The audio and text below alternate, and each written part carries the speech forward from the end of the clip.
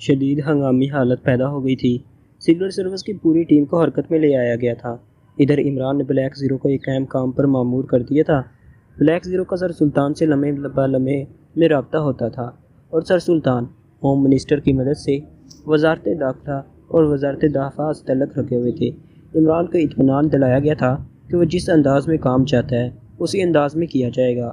چند گھنٹوں کے اندر اندر صفدر، خاور، چوہان، تنویر، نعمانی، صدیقی وغیرہ کے حلیے بدل دیے گئے تھے اور اب ان کے جسموں پر میلے کچیلے لباس تھے، چہرے عجیب عجیب بنائے ہوئے تھے۔ انہوں نے زبردست میک اپ کیا تھا۔ وہ سب شکل و صورت سے مچھیرے نظر آ رہے تھے اور خاص طور سے ان کے جسموں میں مچھلیوں کی بو پیدا کی گئی تھی۔ یہ تمام کام اس برق رفتاری سے ہو رہا تھا کہ دیکھنے والے حیران رہ جائیں۔ خود عمران بھی اسی شکل و صورت میں آ گیا تھا اور جولیا نے اسے دیکھ کر زبردست کہکے لگائے تھے۔ وہ حلق پھاڑ پھاڑ کر ہنستی ہوئی بولی، اللہ کی قسم، اگر تم اس عالم میں سڑکوں پر نکل جاؤ تو میرا خیال ہے سب سے کامیاب فقیر کہلاؤ گے۔ بھیک میں کیا ملے گا؟ عمران نے جواب دیا، جو مانگے گے ملے گا۔ تو پھر آغاز یہیں سے ہو جائے۔ یہاں سے کیوں؟ کیونکہ یہیں سے پسند کی خیرات ملے گی۔ پسند کی خیرات؟ کیا مطلب؟ بس کان قریب لاؤ، بتا دوں گا کہ کیا چاہیے۔ اگر سب کے سامنے مانگا تو شکلوں سے تو یہ لوگ بھی فقیر لگ رہے ہیں، سب تیار ہو جائیں گے۔ گھٹیا آدمی ہو تم، میں تم جیسے لوگوں کو منہ لگانا پسند نہیں کرتی۔ لو کمال ہو گیا، یعنی میں نے تم لوگوں کے سامنے کچھ کہا ہے لیکن چور مس جولیا کے دل میں ہے۔ کون سی ایسی مشکل پیش آ جائے گی مس جولیا اگر میں نے دل کی؟ شٹ اپ، جولیا جھلا کر بولی۔ تنویر کہنے لگا، تم نے ہم لوگوں کا پورا ماحول چوپٹ کر دیا ہے۔ تنویر نے جھلا کر کہا، غیرت مند فقیر تم ہی ہو تنویر، چنانچہ تمہاری فقیری کو تسلیم کرتے ہوئے میں خاموش ہو جاتا ہوں۔ اچھا بکواس بند، صفدر ایک ایک کر کے مونا کریک کی جانب نکل لو۔ مچھیروں کی بستی میں ہم لوگ اجنبی ہوں گے لیکن جو کشتیاں ہم سام کریک سے ملیں گی وہ ہماری شخصیت کو چھپا لیں گی، کیونکہ سام کریک کے مچھیرے مونا کریک کے مچھیروں کو نہیں جانتے۔ میں نے اس سلسلے میں تمام تر معلومات حاصل کر لی ہیں۔ جو کچھ میں نے تمہیں بتایا ہے وہی کرنا ہے، خیال رکھنا۔ ٹھیک ہے، بے فکر رہو، صفدر نے کہا۔ تمام تر تفصیلات ان لوگوں کو بتا دی گئی تھی۔ چنانچہ کچھ دیر کے بعد وہ لوگ سام کریک پہنچ گئے۔ جولیا کو چونکہ اس سلسلے میں استعمال نہیں کیا جانا تھا لیکن پھر بھی اس کے اپنے کچھ فرائض تھے۔ ان لوگوں کو سام کریک تک وہی لے گئی تھی۔ اس کے بعد اسے اپنی یہ بڑی گاڑی مونا کریک تک لے جانی تھی کیونکہ وہاں سے صورتحال کی نگرانی کرنی تھی۔ عمران کی سرگردگی میں وہ لوگ سمندر میں پہنچ گئے۔ انہیں ہوشیاری سے شام ہونے سے قبل بستی میں داخل ہونا تھا۔ بڑا محفوظ طریقہ کار رکھا جا رہا تھا۔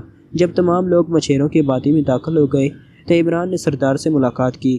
اس سے قبل وہ ان لوگوں کو دیکھ چکا تھا اور چونکہ وہ یہ اندازہ نہیں لگا سکتے تھے کہ میلے کچیلے مچھیروں کے لباس میں کچھ خطرناک لوگ ان کے قریب آ چکے ہیں، اس لیے کسی نے ان پر توجہ بھی نہیں دی تھی۔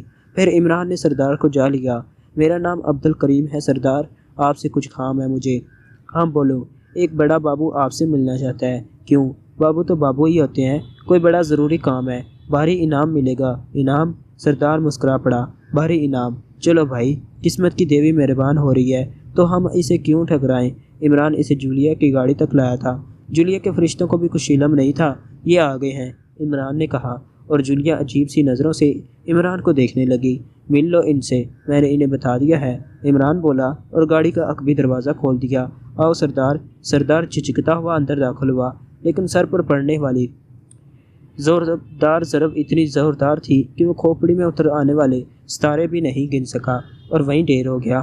جولیا چونک پڑی تھی جو عمران نے وہیں گاڑی میں سے خاص قسم کی ہتھکڑی نکالی اور بے ہوش ملاح کے ہاتھ پش پر کر کے ان میں ڈال دی اور پھر تھوڑا سا کپڑا بھی اس کے منہ میں ٹھونسا۔ جولیا خاموشی سے عمران کی یہ ساری کارروائی دیکھ رہی تھی لیکن منہ سے کچھ نہ بولی تھی۔ عمران نے دانت نکال کر کہا، کیسا ہے؟ آدمی بن کر بات کرو، کیا لگ رہا ہے؟ اتنے ہی فضول جتنے ہمیشہ سے تھے۔ پھر نہ جانے کیوں جولیا مسکرا پڑی۔ اے مس جولیا، کتنی بار منع کیا ہے میں نے کہ مجھے ایسی نظروں سے دیکھ کر نہ مسکرایا کرو۔ سنو عمران، تم ہمیشہ کے پاگل ہو اور ہمیشہ پاگل رہو گے۔ تمہارے بارے میں کوئی ایسی ویسی بات سوچنے والا دنیا کا سب سے بڑا احمق ہوگا۔ جی نہیں، وہ دنیا کا سب سے بڑا عقل مند ہوگا۔ کیوں؟ جولیا پھر مسکرائی۔ اس لیے کہ اسے عقل ہوگی اور عقل مند حماقت کا کوئی کام کبھی نہیں کرتے۔ اوکے، اب کیا جھگ مارنی ہے مجھے؟ معزز مہمان کو لے کر دانش منزل پہنچ جاؤ، وہاں اسے اتار کر اندر کیسے پہنچانا ہے، دیسی طریقے سے۔ اور کیا بکو گے؟ وہ بھی دیسی طریقہ، جولیا نے جھلائے ہوئے لہجے میں کہا۔ ٹانگ کھینچنا ایک محاورہ ہے اور عقل مند کے لیے اشارہ ہی کافی ہے، شاید تمہاری سمجھ میں آ جائے۔ اب شرافت سے کھسک جاؤ۔ جولیا نے فوراً ہی اسٹیئرنگ پر پیر رکھ کر گاڑی اسٹارٹ کر دی تھی اور عمران واپس مچھیروں کی بستی کی جانب چل پڑا تھا۔ بہت سنسنی خیز لمحات تھے۔ یہ ایک ایسا عمل کرنا تھا جو ناقابل یقین تھا، لیکن بس یہ عمران ہی کی خوبی تھی کہ اسے یہ سب کچھ کرنا تھا۔ چنانچہ وہ تھوڑی دیر کے بعد مچھیروں کی بستی پہنچ گیا اور پھر وہ اپنے ساتھیوں کے نزدیک پہنچ گیا۔ سردار کی جھونپڑی تھوڑے فاصلے پر تھی۔ عمران نے دور سے اس لڑکی ایشل کو بھی دیکھ لیا تھا جو نیلما کی حیثیت سے ان لوگوں کے ساتھ موجود تھی۔ اب انتہائی ہوشیاری کے ساتھ سیپرا کو ان کشتیوں پر لے جانا تھا جن کے ذریعے آگے کا اہم کام سر انجام دینا تھا، اور عمران جانتا تھا کہ اس سلسلے میں اسے کس قدر شدید محنت کرنا ہوگی۔ وہ اس جھونپڑی کے ارد گرد چکر لگانے لگا اور وہیں پر سیپرا موجود تھا۔ ابھی تک عمران نے سیپرا کی صورت نہیں دیکھی تھی، البتہ اس کے بقایا ساتھی عمران کی نگاہوں میں آ چکے تھے۔ ادھر وہ تمام لوگ بھی ساحل پر اپنی کشتیوں کے ساتھ موجود تھے، اور یہ کشتیاں خصوصاً اس شکل میں حاصل کی گئی تھیں کہ ان کے ذریعے کھلے سمندروں کا مناسب سفر ہو سکے۔ بہرحال وقت گزرتا رہا اور پھر شام کی دھندلے فضا میں تو اتر آئے۔ ایک مچھیرے نے عمران سے کہا، کون ہو بھائی اور کیا کر رہے ہو یہاں تم لوگ؟ تمہیں نہیں معلوم؟ عمران نے انہی کے انداز میں کہا، کیا سردار نے ہمیں بلایا ہے؟ مہمانوں کو لے کر کھلے سمندر میں مچھلی کا شکار کرانے جانا ہے، لیکن سردار نے تو شکورے سے کہا ہے اور کشتیاں بھی تیار کرنے کو کہا تھا۔ جن کشتیوں میں ان مہمانوں کو سیر کرانے لے جانا ہے وہ مضبوط اور اچھی ہونی چاہیے تھی۔ سردار نے خاص طور سے مجھے بلایا ہے اور مجھے یہ ذمہ داری دی ہے۔ ارے مگر ہم سے تو نہیں کہا، عجب ہے۔ مگر سردار گیا کہاں؟ اپنے کام سے گیا ہے۔ مجھ سے کہہ گیا ہے کہ بڑے لوگوں کو میں کشتیوں میں ساتھ لے جاؤں۔ چلو ٹھیک ہے، جب ہمارے سردار نے یہ کہا ہے تو ہم منع کرنے والے کون؟ اس نے کہا، اور یہ مسئلہ بخاور و خوبی حل ہو گیا۔ پھر اس کے بعد سیپرا باہر نکل آیا تھا۔ اس کی جو شکل ان لوگوں کو بتائی گئی تھی وہ نگاہوں کے سامنے تھی۔ عمران نے خود ہی اس کے آگے پہنچ کر سر جھکا دیا تھا۔ کہاں گیا تمہارا سردار؟ سیپرا نے سوال کیا۔ کہاں گیا تمہارا سردار؟ سیپرا نے سوال کیا، لیکن عمران نے اپنے چہرے سے اس بات کا اظہار نہیں ہونے دیا کہ وہ اس کا مطلب سمجھ گیا ہے۔ تب سیپرا کے چہرے پر الجھن کے آثار نظر آئے اور اس نے اشاروں کی زبان میں کہا، وہ کہاں ہے ہمیں لے کر جانے والا تھا؟ کیا کشتیاں تیار ہیں؟ عمران نے بھی اشاروں کے ساتھ ساحل کے جانب رخ کر کے سیپرا کو بتایا کہ 2 کشتیاں تیار کھڑی ہوئی ہیں۔ سیپرا اس کے واضح اشاروں کو صاف سمجھ گیا تھا، چنانچہ اس نے اپنے آدمیوں کو آواز دی اور وہ سب کے سب باہر نکل آئے۔ 5 افراد وہ تھے، چھٹا سیپرا تھا۔ ان لوگوں کو ایک کشتی پہ بٹھایا گیا۔ عمران سیپرا کے ساتھ دوسری کشتی میں تھا۔ چنانچہ دونوں کشتیاں کھلے سمندر کی جانب چل پڑی۔ سگنل سروس کے تمام ممبر بڑی خوش اسلوبی سے اپنا کام سر انجام دے رہے تھے اور مچھیروں کی حیثیت سے کشتیوں میں سفر کر رہے تھے۔ عمران نے ایک ہی نظر میں محسوس کر لیا تھا کہ سیپرا کے پاس بہترین اسلحہ موجود ہے اور اس اسلحے کے ذریعے شدید ترین نقصانات اٹھائے جا سکتے ہیں۔ چنانچہ نگاہوں میں اس نے اپنے ساتھ موجود جوہان اور صدیقو کو اشارہ کر دیا تھا کہ ایکشن کے وقت اسلحے پر قابو پانا سب سے پہلا کام ہے۔ بہرحال کھلے سمندر کی جانب سفر ہوتا رہا۔ کوئی تصور بھی نہیں کر سکتا تھا کہ میلے کچیلے لباس اور بدن میں مچھلیوں کی بو میں بسے ہوئے یہ لوگ مقامی انتظامیہ کے مایہ ناز افراد ہوں گے۔ وہ خاموشی سے اپنا یہ سفر طے کرتے رہے اور فاصلے طے ہوتے رہے۔ شام رات کی سیاہی میں بدل گئی اور یہ سفر جاری رہا۔ سیپرا خاموش تھا۔ کئی بار عمران وغیرہ نے اسے اشاروں کی زبان میں اپنے ساتھیوں سے باتیں کرتے ہوئے دیکھا تھا۔ عمران کا اندازہ تھا کہ کھلے سمندر میں پہنچنے کے بعد سیپرا ان یقیناً مچھیروں کو ہلاک کرنے والا تھا۔ پھر وہ پوائنٹ پر آ گیا جہاں سے ایکشن شروع ہونے والا تھا۔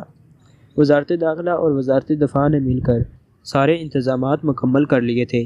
وہ جنگی جہاز کھلے سمندر میں سرحد کے پاس موجود تھا جس پر 6 ہیلی کاپٹر ایکشن کے لیے تیار تھے۔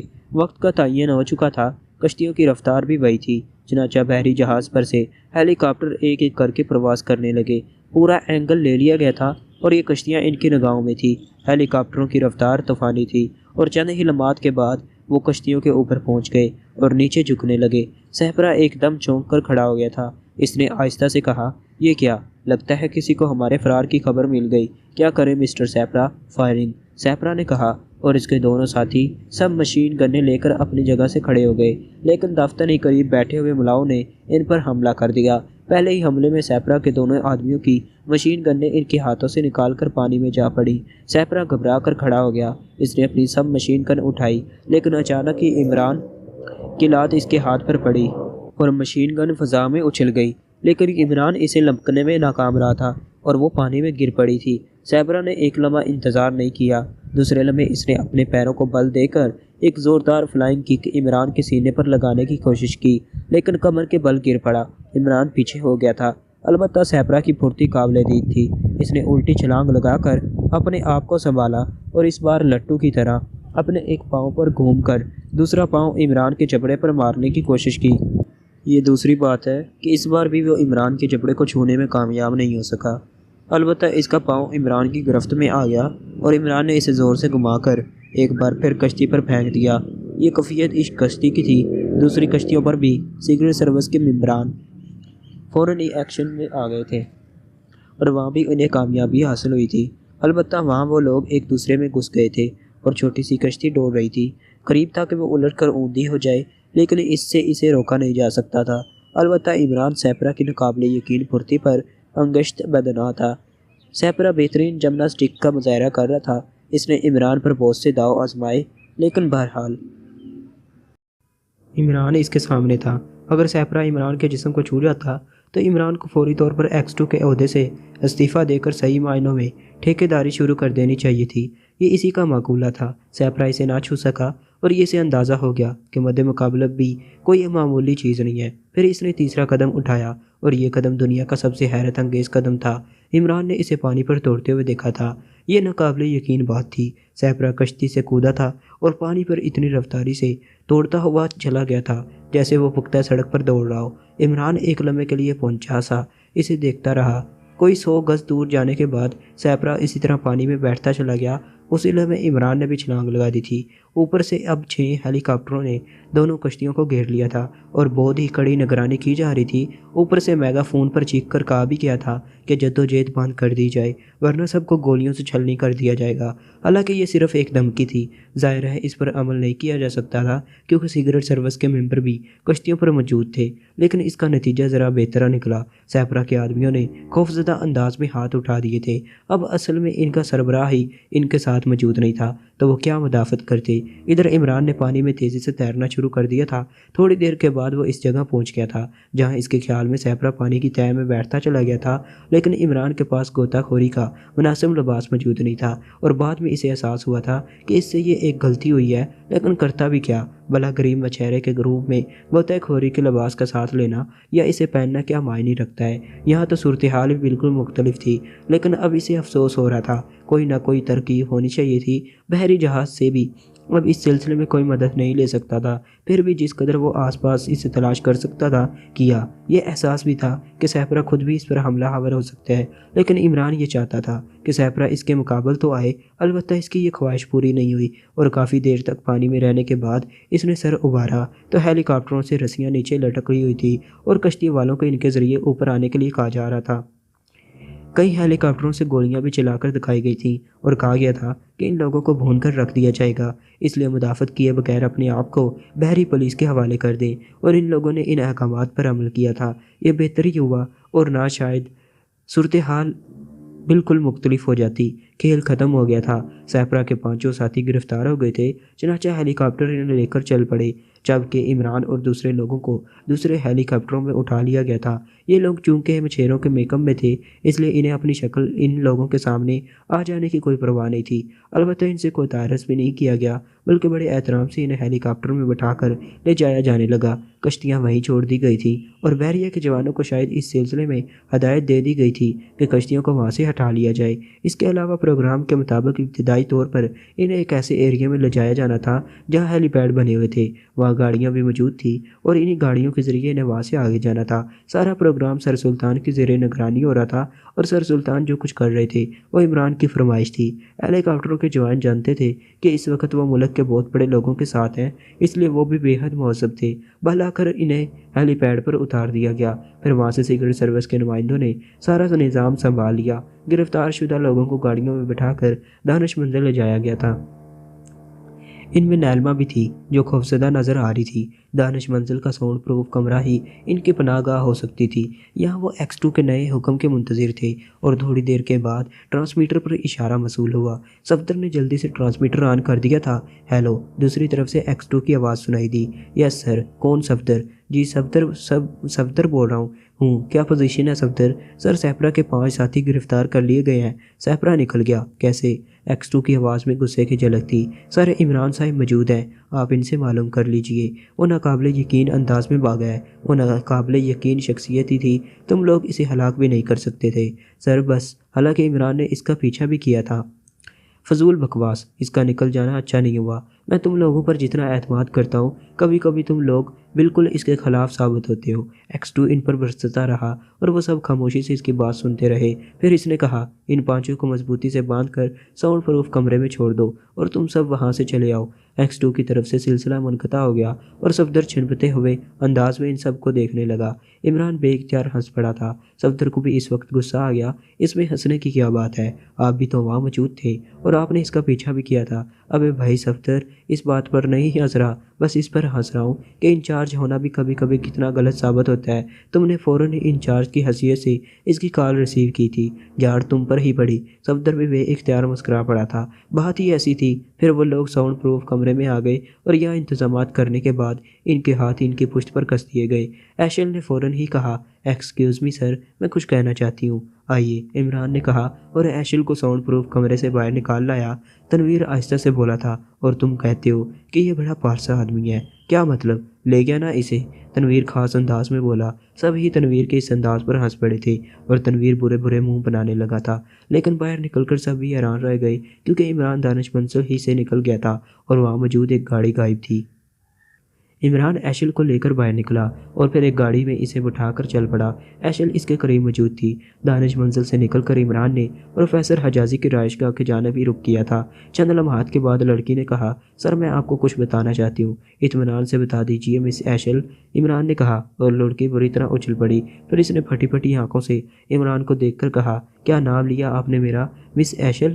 عمران بولا، مائی گاڈ، یہ نام آپ کو کیسے معلوم ہوا؟ اب آپ مجھ سے پوچھیں گی کہ مسٹر ٹیل ایلٹرک مارٹن کا نام مجھے کیسے معلوم ہوا، تو میں آپ کو بتاؤں گا کہ میں تو DBL کو بھی جانتا ہوں۔ اوہ مائی گاڈ، اوہ ہو، کیا آپ کو پروفیسر ٹیل مل چکے ہیں؟ ہاں مس ایشل، اللہ کا شکر ہے، اللہ کا شکر ہے، ورنہ میں تو یہ سوچ رہی تھی کہ نہ جانے میرے ساتھ کیا سلوک ہوگا۔ اوہو، میں خود بھی حماقت کا شکار ہوں۔ آپ ہی لوگوں نے تو مجھے مچھیروں کی بستی پر حمل کیا تھا، لیکن سر آپ کا یہ لباس اور آپ کے بدن سے اٹھنے والی بو آپ کو مست کر رہی ہوگی مس ایشل، عمران بولا اور ایشل ہنس پڑی۔ جی نہیں، بلکہ میرا دماغ پھٹا جا رہا ہے، کمال ہے مس ایشل، حالانکہ آپ صبح سے مچھیروں کی اس بستی میں وقت گزار رہی تھی، وہاں تو پوری بستی میں ہی ایسی بو پھیلی ہوئی تھی۔ وہ الگ بات ہے، وہ تو مجبوری تھی، لیکن مجھے بے حد خوشی ہے کہ میری کاوش کام آ گئی۔ سر موقع ہی نہیں مل سکا تھا مجھے، اس کمبخت نے ایک لمحے کے لیے بھی میرا پیچھا نہیں چھوڑا تھا۔ گھوڑا؟ عمران نے سوال کیا اور ایشل ہنس پڑی۔ جی ہاں، لیکن کیا وہ پانی پر بھی بھاگ سکتا ہے؟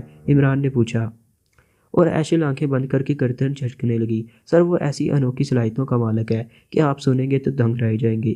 بہرحال سر، اب ہم کہاں جا رہے ہیں؟ پروفیسر ایٹلک لیٹ کے پاس۔ Thank you sir, thank you very much. اس کے بعد عمران نے اور کوئی گفتگو نہیں کی تھی۔ پھر وہ پروفیسر حجازی کی کوٹھی پر پہنچ گیا۔ ایشل بھی خاموشی سے کچھ سوچنے لگی تھی۔ کوٹھی پر پہنچنے کے بعد عمران ایشل کو لیے ہوئے اندر داخل ہوا اور پروفیسر حجازی ہی کے پاس پہنچ گیا۔ DBL نے شاید دور سے ہی ایشل کو دیکھ لیا تھا، وہ شور مچا رہا تھا اور پروفیسر حجازی انتظار کر رہا تھا۔ واٹر ٹیل بھی اس کے پاس موجود تھا۔ ایشل اندر پہنچی اور بیٹھ کر ہاتھ پاؤں سے محروم ایٹلک ٹیل سے جا لپٹی۔ ایٹلک ٹیل بھی محبت بھرے انداز میں سر ہلانے لگا، لیکن ساتھ ہی ساتھ وہ عمران کو بھی مہترانہ نگاہوں سے دیکھ رہا تھا۔ دوسری طرف پروفیسر حجازی کے چہرے پر معنی خیز تاثرات تھے، کیونکہ اس طرح عمران نے اپنے آپ کو ایٹلک ٹیل پر ظاہر کر دیا تھا۔ ایشل اور ایٹلک ٹیل تھوڑی دیر تک ایک دوسرے سے محبت کا اظہار کرتے رہے اور پھر ٹیل نے کہا، سب سے پہلے تم اپنے چہرے سے اس منحوس میک اپ کو اتار دو ایشل۔ بس مسٹر ٹیل، لیکن مجھے ایمونک ایسڈ کی ضرورت ہوگی، وہ میں مہیا کر دیتا ہوں۔ DBL، ایشل کو امونک ایسڈ دو، پروفیسر حجازی نے کہا اور DBL لیبارٹری میں جا کر ایک بوتل اٹھا لیا جس پر سائفن لگا ہوا تھا۔ سائفن سے ایشل کے چہرے پر فواریں ماری گئیں اور اس کے بعد کچھ دیر انتظار کیا گیا۔ اس دوران پروفیسر ٹیل اور حجازی نے عمران سے کوئی بات نہیں کی۔ عمران بھی معصوم سی شکل بنائے ہوئے بیٹھا تھا۔ پھر ایشل کے چہرے سے پلاسٹک کے ٹکڑے اکھڑنے لگے اور تھوڑی دیر کے بعد ایک بے حد خوبصورت چہرہ نمودار ہو گیا۔ واقعی حسین لڑکی تھی ایشل۔ پھر وہ تولیے سے اپنا چہرہ صاف کر کے بیٹھ گئی تو مارٹن ٹیل نے مسکراتے ہوئے کہا، یہ میری بیٹی ہے ایشل، میری روح، میری زندگی، میری ساتھی، اور اگر میں یہ کہوں کہ میرے ہاتھ پاؤں تو غلط نہیں ہوگا۔ لیکن ان کے باقی جسم کو آپ کیا کہیں گے پروفیسر؟ عمران نے سوال کیا اور پروفیسر ہنس پڑا، پھر بولا، ارے یہ تو بتاؤ کہ تم اس کے ساتھ کیسے نظر آ رہے ہو؟ کوئی غلطی ہو گئی کیا؟ نہیں، مگر واقعی اجازی کیا یہ اسرار ہے؟ اس کے بارے میں آپ کو بعد میں پتہ چل جائے گا، خود عمران ہی بتائیں گے کہ یہ اسرار کیا ہے پروفیسر۔ انہوں نے ہی مچھیروں کی بستی پر ریڈ کیا تھا اور بڑی کامیابی سے ان لوگوں کو گرفتار کر لیا تھا۔ سیپرا گرفتار ہو گیا؟ پروفیسر ٹیل نے بے اختیار پوچھا۔ نہیں، وہ کم وقت پانی پر دوڑتا ہوا نکل گیا۔ پانی پر دوڑتا ہوا؟ حجازی نے تعجب سے پوچھا، اور پروفیسر ٹیل نے ایک گہری سانس لیتے ہوئے کہا، میں نے تمہیں بتایا تھا حجازی کہ جرائم کی دنیا میں اس جیسا شخص دوسرا نہیں ہو سکتا۔ ایسا خطرناک مجرم مشکل سے ہی پیدا ہوتا ہے۔ اس کم وقت کے اندر جادوئی قوتیں ہیں، نہ جانے کیا کیا صلاحیتیں چھپی ہوئی ہیں اس کے اندر۔ میں نے تمہیں بتایا تھا کہ وہ ایک گھوڑے سے زیادہ تیز رفتاری سے دوڑتا ہے۔ وہ نکل گیا۔ ہاں پروفیسر، اور اس کے ساتھی وہ گرفتار ہو گئے۔ میں بھی ان کے ساتھ گرفتار ہوئی تھی، لیکن عمران تم بس کبھی کبھی کچھ ایسے مہمکوں کے لیے کام کر لیتا ہوں جو مقامی انتظامیہ سے تعلق رکھتے ہیں، ایک طرح سے ان کا کمیشن ایجنٹ ہوں۔ یہ بات تم نے مجھے نہیں بتائی تھی۔ آہستہ آہستہ سب کچھ بتا دوں گا پروفیسر۔ اب اپنی پوری داستان حیات تو آپ کے سامنے کھول کر نہیں بیٹھ سکتا ہوں۔ خیر، مجھے اس سے کوئی غرض نہیں ہے، مجھے تو بس اس بات کی خوشی ہے کہ ایشل میرے پاس آ گئی۔ میں نے اسے صحیح معنوں میں جہنم میں جھونک دیا تھا۔ میں اسے اس جہنم سے باہر نکال لایا ہوں، لیکن سیپرا نکل گیا، اور یقینی طور پر وہ اب پہلے سے زیادہ خطرناک ہو جائے گا۔ اس کے ساتھی کہاں ہیں؟ انہیں انتظامیہ کے حوالے کر دیا گیا ہے۔ میرے اللہ، ویسے ایشل کیا کیا اس سیپرا نے یہاں کر؟ آپ کو معلوم نہیں پروفیسر؟ ایشل تعجب سے بولی، کیا اس نے یہاں آ کر جو کچھ کیا ہے؟ نہیں، مجھے کیا معلوم، اب تو میں مجرم نہیں ہوں جناب۔ ایشل نے عمران سے پوچھا، آپ کہاں ہیں مجرم؟ میں ہوں مس ایشل، عمران منہ لٹکا کر بولا، اور سب ہنسنے لگے۔ نہیں، آپ بھلا مجرم کہاں سے ہو سکتے ہیں؟ عمران، یہ تم نے کیا پہن رکھا ہے؟ بڑی بدبو آ رہی ہے۔ اللہ کی مرضی، میں کوئی دخل نہیں تھا، آپ لوگوں کو یہ بدبو برداشت کرنی پڑے گی۔ اچھا خیر چھوڑو، اب تم یہ بتاؤ کہ ہمارے لیے اور کیا خدمت ہے؟ مس ایشل سے کچھ معلومات حاصل کرنا چاہتا ہوں۔ ہماری موجودگی مناسب ہوگی؟ حجازی نے کہا، نامناسب ہونے کا سوال ہی پیدا نہیں ہوتا۔ ظاہر ہے مس ایشل جو کچھ مجھے بتائیں گی بعد میں آپ لوگوں کو بھی بتا دیں گی، تو پھر تم اطمینان رکھو، ہم لوگ بھی غیر نہیں ہیں۔ تم جا رہو تو اس سے سوالات کر سکتے ہو، حجازی نے کہا۔ تھوڑی دیر کے بعد چائے مہیا ہو گئی، اور چائے پیتے ہوئے عمران ایشل سے سوال کرنے لگا، مس ایشل، اب آپ پوری تفصیل سے وہ تمام واقعات بتا دیں جو اس دوران پیش آئے، یا آپ کی وہ معلومات جو ہم لوگوں کے لیے فائدہ مند ثابت ہو سکتی ہے۔ آپ اس سلسلے میں اگر چاہیں تو پروفیسر ٹیل سے اجازت لے سکتی ہیں۔ پروفیسر ٹیل سے اجازت لینا ضروری ہے؟ نہیں ایشل، یہ ہمارے اپنے آدمی ہیں۔ اور عمران تو میرا شاگرد ہے، آکسفورڈ یونیورسٹی کا ایک ایسا نوجوان جسے صلاحیتوں کی بنیاد پر تم سیپرا سے کسی طور کم نہیں کہہ سکتی۔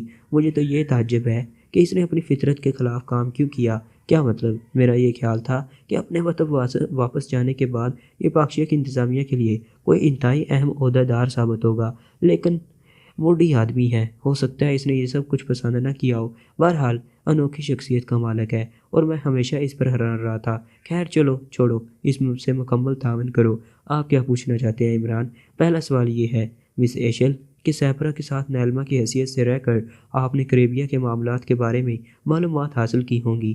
میری ڈیوٹی ہی یہی تھی، ایشل نے جواب دیا۔ آپ وہ تمام معلومات مجھے فراہم کریں۔ آپ کو معلوم ہے مسٹر عمران کہ کریبیا کی آزادی بین الاقوامی دباؤ کی بنا پر ہوئی تھی۔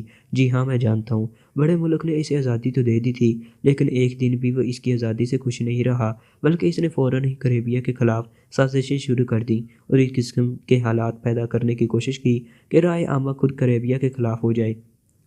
اب دوبارہ کریبیا کا اس ملک میں ضم ہونا تو ممکن نہیں ہوگا، لیکن بہرحال کریبیا پر اس ملک کی اپنی پسندیدگی کی حکومت آ جائے گی، اور آپ جانتے ہیں کہ یہ حکومت کسے دینے کا وعدہ کیا گیا تھا؟ کسے؟ سیپرا کو۔ یہی وجہ ہے کہ سیپرا تمام تر قوتوں کے ساتھ اس ملک کے لیے کام کر رہا ہے۔ جی ہاں، اور وہاں کریبیا کے خلاف سازشوں کا جو سب سے بڑا ذمہ دار ہے اور جسے اس سلسلے میں انچارج بنایا گیا، اس کا نام ڈان سونیئر ہے۔ ڈان سونیئر؟ جی ہاں۔ یہ کون ہے؟ یہ اسی ملک کا نمائندہ جو وہاں مقامی سفیر کی حیثیت سے متعین ہے۔ سیپرا اس کے تعاون سے یہ سب کچھ کر رہا ہے۔ مارٹو ہول کا کیا حال ہے؟ مارٹو ہول ایک مخلص آدمی ہے، اور وہ اپنے طور پر ہر کوشش کر رہا ہے جس سے کریبیا کے حالات بحال ہو سکے۔ ایشل نے جواب دیا۔ عمران کچھ لمحے خاموش رہا، پھر اس نے کہا، مس ایشل، آپ نے جس لڑکی کی جگہ لی ہے، کہیں وہ سیپرا یا ڈان سونیئر کے ہاتھ تو نہیں لگ جائے گی؟ اس کا جواب میں دیتا ہوں Mister Imran, D B L نے کہا۔ جی فرمائیے۔ یوں سمجھ لیجئے مسٹر عمران کہ وہ لڑکی مر چکی ہے۔ جسمانی طور پر نہ صحیح تو ذہنی طور پر بڑا اچھا انکشاف کیا ہے آپ نے، لیکن اس کو کیا کہا جائے کہ آپ بیڈ لک ہیں؟ مطلب؟ ڈی پی ایل جلا کر بولا۔ میں اس کے دماغ کی نہیں، اس کی زندگی کے بارے میں سوال کر رہا ہوں کہ وہ کسی کے ہاتھ لگ سکتی ہے یا نہیں۔ مشکل ہے بلکہ ناممکن ہے۔ اوکے، اچھا مس ایشل، آپ نے پروفیسر حجازی کے سامنے پروفیسر ٹیل کے لیے یہ رہنمائی کر کے ہماری حکومت پر احسان کیا ہے۔ آپ یہ بتا سکتی ہیں کہ سیپرا ان کشتیوں پر بیٹھ کر کیا کرنا چاہتا تھا؟ یہ تو سب سے خوفناک پوائنٹ ہے، ایشل بولی۔ کیا پوائنٹ؟ یہ ہے کہ ان کشتیوں کے ذریعے سیپرا کھلے سمندر میں سفر کرتا اور پھر ایک مخصوص جگہ پہنچنے کے بعد وہ ماہی گیروں کو قتل کر کے پانی میں پھینک دیتا اور یہ کشتیاں ہمیں لے کر آگے بڑھ جاتیں۔ جب کشتیاں آگے بڑھ جاتیں اور اس جگہ تک پہنچتی جو ان کی منزل ہے، تو وہاں سے سیپرا ایک مخصوص جہاز کو اشارہ کرتا اور یہ جہاز سیپرا اور اس کے ساتھیوں کو لے کر روانہ ہو جاتا اور پھر اس کی منزل کریبیا ہوتی۔ سیپرا اپنے اس مشن کی تکمیل کے بعد اس طرح کریبیا واپس پہنچتا۔ عمران کی آنکھوں میں ایک لمحے کے لیے حیرت کے نقوش نظر آئے اور پھر وہ کسی سوچ میں ڈوب گیا۔ اس کی آنکھیں بند ہو گئیں اور ہاتھ جیب میں چوئنگم کا پیکٹ تلاش کرنے لگے۔ چند لمحات وہ چوئنگم تلاش کرتا رہا، پھر اس کے چند پیس نکال کر منہ میں ڈالے اور انہیں دانتوں سے کلچلنے لگا۔ یوں لگ رہا تھا جیسے اب وہ یہاں ان سب کی موجودگی کو بھول چکا ہو۔ جب کافی دیر اس طرح گزر گئی تو مارٹن ٹیل نے اس نے کہا، ہاں ڈیئر عمران، اس بارے میں اور کوئی سوال؟ عمران نے چونک کر آنکھیں پھاڑی، یوں محسوس ہو رہا تھا جیسے وہ اندھا ہو گیا ہو۔ پھر اس نے مدہیرانہ انداز میں کہا، میں کہاں ہوں؟ وہ سب بری طرح اچھل پڑے تھے۔ ایشل بھی تعجب خیز نگاہوں سے عمران کو دیکھنے لگی تھی۔ عمران بوکھلائے ہوئے انداز میں کھڑا ہو گیا، یہ تم مجھے کہاں لے آئی؟ اللہ، یہ لڑکی کون ہے؟ اور یہ دو مرد؟ ارے ارے بھائی صاحب، تمہارے ہاتھ پاؤں کہاں گئے ہیں؟ عمران کی ان حرکات پر سبھی ششدر رہ گئے تھے۔ پروفیسر ٹیل نے پھٹی پھٹی آنکھوں سے حجازی کو دیکھتے ہوئے کہا، اسے کیا ہو گیا؟ کچھ نہیں ہوا پروفیسر ٹیل، آئیے جناب تشریف لائیے۔ حجازی نے عمران سے کہا، کہاں لے جا رہے ہو؟ دیکھو میں عزت آبرو والا ہوں، اللہ کے لیے مجھے اس دنیا میں رسوا نہ کرو، چلتے ہو یا نہیں؟ حجازی نے کہکا لگاتے ہوئے کہا اور عمران کو دھکیلتا ہوا دروازے سے باہر نکل آیا۔ اس طرح کسی نہ کسی کو اپنے در سے بے عزت نہ کیا ہوگا۔ عمران رونے والی آواز میں بولا، تم سے زیادہ عجیب آدمی میں نے کبھی نہیں دیکھا، تو اب دیکھ لیجئے فرق کیا پڑتا ہے، گویا تمہارا کام ختم ہو گیا۔ کون سا کام؟ عمران رو دینے والے انداز میں بولا، اب مجھے بتاؤ کیا کروں؟ آپ بھی میری طرح سر پر ہاتھ رکھ کر روئیں۔ اللہ حافظ، عمران نے کہا اور بڑبڑاتا ہوا وہاں سے نکل آیا۔ پروفیسر حجازی کسیلی نگاہوں سے اسے دیکھتا رہا تھا۔ وہ سمجھ گیا تھا کہ عمران کے سوالات اب ختم ہو گئے ہیں اور اسے اس شل سے کچھ اور نہیں پوچھنا، بلکہ شاید فوری طور پر وہ یہاں سے بھاگنا چاہتا ہے، اس لیے اس نے یہ حرکت کی ہے۔ پروفیسر حجازی تو عمران کی ان حرکتوں سے بہت اچھی طرح واقف تھا۔ بہرحال پروفیسر ٹیل کی بری حالت تھی۔ ڈی بی ایل اور خود ایشل مترہنہ نگاہوں سے ایک ایک کی شکل دیکھ رہے تھے۔ ڈی بی ایل نے کہا، یہ شخص ہے کیا چیز؟ یہ جتنی بڑی چیز ہے تم سوچ بھی نہیں سکتے۔ ڈی بی ایل، بہرحال یوں سمجھ لو کہ وہ اپنے کام کی تکمیل کر کے گیا ہے۔ ایشل مترہنہ انداز میں پلکیں جھپکاتی رہ گئی تھی۔ ملٹری کے جوان کشتیوں کو کھلے سمندر کی جانب لے جا رہے تھے۔ ماہی گیری کی کشتیوں کو سنبھالنا مشکل کام ہوتا ہے۔ ماہی گیروں کی بات اور ہوتی ہے، وہ اپنی زندگی ہی سمندر میں گزارتے ہیں، بے خوف، نڈر اور بہادر۔ لیکن جن جوانوں کو اس کام پر لگایا گیا تھا وہ بھی ماہی گیروں سے کم نہیں تھے اور کشتیوں کو بڑی ہوشیاری سے اپنی منزل کی جانب لے کر جا رہے تھے۔ سمندر کی لہریں کشتیوں سے گھیر رہی تھیں۔ ایشل عمران کے پاس بیٹھی ہوئی تھی۔ عمران نے کئی بار اس کا جائزہ لیا تھا، بڑی بہادر لڑکی تھی یہ۔ پھر ایشل کو ہی کچھ خیال آیا، عمران کی طرف دیکھ کر مسکرائی اور بولی، ہمارا مکمل تعارف نہیں ہوا عمران صاحب، اللہ سے ڈرو بی بی، مکمل تعارف ہونا بھی نہیں چاہیے۔ عمران نے کہا، کیوں؟ بس مکمل تعارف کے بعد زندگی بھر کی بک بک اور جھک جھک کے علاوہ اور کچھ نہیں ملتا۔ ایشل حیران نگاہوں سے عمران کو دیکھنے لگی۔ وہ اس کے الفاظ سمجھنے کی کوشش کر رہی تھی، پتہ نہیں سمجھی یا نہیں سمجھی، لیکن پہلی گفتگو پر اسے خاموش ہو جانا پڑا تھا۔ اس کے بعد بہت دیر تک یہ خاموشی طاری رہی۔ کشتیاں مسلسل آگے بڑھ رہی تھیں اور اب یہ سفر خاصا خطرناک ہو گیا تھا۔ ملاح خاموشی سے اپنا کام سر انجام دے رہے تھے اور سگریٹ سروس کے ممبر کشتیوں کے کنارے پکڑے ہوئے بیٹھے تھے۔ خاور نے بڑبڑاتے ہوئے کہا، سمجھ میں نہیں آتا کہ ایکس 2 سے کیسے جان چھڑائی جائے، کیوں خیریت؟ کیا وہ تمہیں پکڑے بیٹھا ہے؟ صدیقی نے پر مذاق انداز میں کہا۔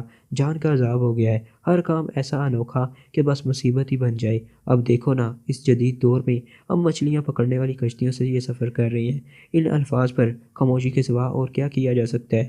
تم لوگوں نے ہی سارا کھیل بگاڑ رکھا ہے۔ کیوں؟ بہرحال ہم سرکاری ملازم ہیں، تو پھر ہمارے بھی حقوق ہیں، کاور نے کہا، اور صدیقی بے اختیار ہنس پڑا۔ سمندر کا یہ سفر صبح اس وقت تک جاری رہا جب تک مشرق سے سورج نے سر نہ ابھارا، اور اس وقت جب سورج کی روشنی آہستہ آہستہ بلند ہونے لگی تو انہوں نے سفید رنگ کے ایک جہاز کو دیکھا جو پتہ نہیں لنگر انداز تھا یا یوں ہی سمندر میں آگے بڑھ رہا تھا۔ لیکن عمران اس جہاز کو دیکھ کر چونک پڑا تھا۔ کشتیاں اسی جہاز کی جانب چل پڑیں۔ ایک بڑا رسک لیا تھا عمران نے، لیکن رسک لیے بغیر چارہ کار بھی نہیں تھا۔ وہ جہاز کی جانب بڑھتے رہے، دور سے جہاز پر ہونے والی کارروائیوں کو بھی دیکھ رہے تھے۔ حالانکہ فاصلہ بہت زیادہ تھا، لیکن یہ اندازہ ہو رہا تھا کہ ادھر سے کچھ ہو رہا ہے۔ پھر جہاز سے ایک جھنڈا لہرانے لگا جیسے نمایاں طور پر دیکھا گیا، اور اس جھنڈے کو دیکھ کر عمران کے دانت پنچ گئی۔ یہ جھنڈا کافرستان کا تھا۔ کافرستان جو فاکشیا کے بدترین دشمنوں میں سے تھا، اور یقینی طور پر کریبیا کے خلاف ہونے والی کارروائی کے لیے کافرستان کا سہارا لیا گیا تھا۔ بہرحال جھنڈا لہرا کر یہ بتایا گیا تھا کہ ان لوگوں نے کشتیوں کو دیکھ لیا ہے اور اب وہ ان کی مدد کے لیے آ رہے ہیں۔ پھر دو اسٹیمر جہاز سے نیچے اتارے گئے اور تھوڑی دیر کے بعد وہ اسٹارٹ ہو کر ان کی جانب چل پڑے۔ گویا جس کارروائی کی اطلاع دی گئی تھی اس کا آغاز ہو گیا تھا۔ ایشل نے کہا، مسٹر عمران، وہ لوگ آ رہے ہیں۔ جی، ویسے آپ سے گفتگو کرتے ہوئے اب ڈر لگنے لگا ہے۔ مردوں کی یہی نشان ہوتی ہے، عمران نے اکڑ کر کہا۔ اے مسٹر ہوشیار، میرا نام ایشل ہے۔ آپ نے تو اپنا تعارف مجھ سے نہیں کرایا، لیکن کہیں ایسا نہ ہو کہ میں آپ سے مکمل تعارف کرانے پر مجبور ہو جاؤں۔ اللہ کے لیے ایسا نہ کرنا، مجھے مجبور عورتوں سے بہت ڈر لگتا ہے۔ اس وقت کچھ نہیں کہوں گی، لیکن سمجھ لیجیے آپ کا ادار ہوتا جا رہا ہے مجھ پر۔ ادائیگی ضرور ہو جائے گی۔ عمران نے کوئی جواب نہیں دیا۔ لڑکی کافی تیکھی تھی اور عمران کو احساس ہو رہا تھا کہ اس کے ساتھ دلچسپ وقت کٹ سکتا ہے۔ اسٹیمر تیر کی طرح ان کی جانب آ رہے تھے، پھر ان کی رفتار سست ہو گئی اور اس کے بعد ان کے انجن بند ہو گئے۔ وہ کشتیوں کے بالکل قریب پہنچ چکے تھے اور ان پر بیٹھے ہوئے لوگ ہاتھ ہلا ہلا کر ان کا استقبال کر رہے تھے۔ ملاحوں نے کشتیاں اسٹیمروں سے لگا دیں اور یہ سب لوگ اسٹیمروں پر اتر گئے۔ عمران ایشل اور جوہان کے ساتھ ایک اسٹیمر پر اتر گیا تھا۔ پھر ایک قوی ہیکل آدمی نے گردن اٹھا اٹھا کر کشتیوں کو جھانکا اور ایشل سے کہا، مسٹر سیپرا کہاں ہے؟ مسٹر سیپرا نہیں آ سکے۔ ایشل افسردہ لہجے میں بولی، کیوں خیریت؟ تمہیں بتانا ضروری ہے؟ ایشل نے تلخ لہجے میں کہا، نہیں، میرا مطلب ہے کہ کیا ہمیں ان کا انتظار کرنا ہوگا؟ نہیں، ایشل اکڑے ہوئے انداز میں بولی، جہاز پر چلیں، کہیں اور جانا ہے؟ او نہیں میڈم، آپ کا موڈ کافی خراب معلوم ہوتا ہے، اس نے کہا، اور پھر کشتیوں پر نظر ڈال کر بولا، اور تو کوئی نہیں؟ نہیں، ایشل جھٹکے دار لہجے میں بولی۔ کشتیاں اسٹیمروں سے دور چلی گئیں اور اسٹیمر واپس مڑ کر جہاز کی جانب چل پڑے۔ وہ سب دور سے اس جہاز کو دیکھ رہے تھے اور عمران کے ذہن میں بار بار ایک خیال آ رہا تھا، پڑوسی ملک ہمیشہ اس ہر ملک کا ساتھ دیتا ہے جو پاکشیا کا دشمن ہو اور پاکشیا کے خلاف کوئی کارروائی کر رہا ہو۔ بہرحال ایک سنسنی خیز جدوجہد کا آغاز ہو چکا تھا۔ بہت سے خیالات تھے عمران کے دل میں۔ سیپرا ابھی اگر ہاتھ آ جاتا تو کام اتنا مشکل نہ ہوتا۔ اس کے نکل جانے سے ہر لمحے یہ خطرہ تھا کہ کب وہ ان کے راستے میں آ جائے، لیکن اس مسئلے کو لمبا بھی نہیں چلایا جا سکتا تھا، خاص طور سے اس لیے بھی کہ پاکشیا میں کریبیا کے وفد کے ارکان ہلاک ہو گئے تھے۔ لازمی امر ہے کہ کریبیا میں ان کی واپسی کا انتظار کیا جا رہا ہوگا اور بہت جلد اس سلسلے میں پاکشیا سے رابطہ قائم کیا جائے گا۔ اس وقت پاکشیا کو جواب دینا مشکل ہو جائے گا، اس سے پہلے کہ کوئی غیر مناسب صورتحال پیش آئے۔ مارٹو کو یا اس کے محکمے کے ذمہ داروں کو اصل صورتحال کا علم ہونا چاہیے۔ اسٹیمر جہاز سے لاگے جگہ پاکشیا کی سمندری حدود سے دور تھی، اور اس وقت اس جہاز کا یہاں موجود ہونا پاکشیا کی سمندری سرحدوں کی خلاف ورزی میں شامل نہیں کیا جا سکتا تھا۔ جہاز پر بہت سے افراد موجود تھے۔ اسٹیمروں کو ہینگر تک لے جانے والی کرینیں موجود تھیں اور اسٹیمروں کو دیکھتے ہی انہوں نے اپنا عمل شروع کر دیا تھا۔ وہ آہستہ آہستہ نیچے جھک رہی تھی۔ اس بات کا انتظار نہیں کیا گیا کہ اسٹیمروں میں سوار افراد اسٹیمروں سے جہاز پر پہنچ جائیں۔ بڑی بڑی کرینوں نے اسٹیمروں کو ان پر سوار لوگوں کے ساتھ اٹھا کر ہینگر تک پہنچا دیا اور پھر ہینگر سے وہ لوگ سیڑھیوں کے راستے نیچے اترائے۔ غالباً یہ جلدی کی وجہ سے کیا گیا تھا۔ پھر ایک داڑھی والے سردار نے ان کا استقبال کیا۔ یہ ایک لمبا قد آور آدمی تھا جس کے سر پر صافہ بندھا ہوا تھا، لیکن ساتھ ہی اس کے بدن پر کپتان کی وردی نظر آ رہی تھی۔ سب سے پہلے اس نے چوہان سے ہاتھ ملایا اور بولا، میں اس جہاز کا کپتان ہوں اور میرا نام وکرم سنگھ ہے۔ ہیلو، چوہان نے گردن خم کر کے کہا۔ ایک ایک کر کے اس نے سب سے ہاتھ ملایا اور پھر ادھر ادھر دیکھتا ہوا بولا، مسٹر سیپرا آپ لوگوں کے ساتھ نہیں ہے؟ آپ مسٹر سیپرا کی سیکرٹری مس ریلما ہیں؟ جی سر، ایشل نے فوراً آگے بڑھ کر کہا۔ مسٹر سیپرا نے آپ کے بارے میں مجھے بتایا تھا، لیکن وہ نظر نہیں آ رہے۔ آپ کو اس کے بارے میں مکمل تفصیل بتائیں گے؟ ذرا سکون لینے دیجیے، ایشل نے بے خوفی سے کہا۔ ضرور ضرور، آپ لوگ پلیز اپنی کمپنیوں میں جا کر اپنا حولیہ درست کر لیں، لیکن مجھے صرف ایک بات بتا دیں۔ کپتان وکرم سنگھ بولا۔ جی فرمائیے۔ کیا ہمیں مسٹر سیپرا کا انتظار کرنا ہے؟ نہیں، بالکل نہیں، ایشل بولی۔ آپ اس سلسلے میں پورے اعتماد سے یہ بات کہہ رہی ہیں؟ جی ہاں۔ تب ٹھیک ہے، انہیں ان کے کیبنوں میں لے جاؤ۔ وکرم سنگھ نے اپنے ماتحتوں کو حکم دیا اور ان سب کو جہاز کی خوبصورت اور آرام دہ کیبنوں میں پہنچا دیا گیا۔ عمران ایشل کے ساتھ تھا، باقی لوگ بھی کیبنوں میں موجود تھے۔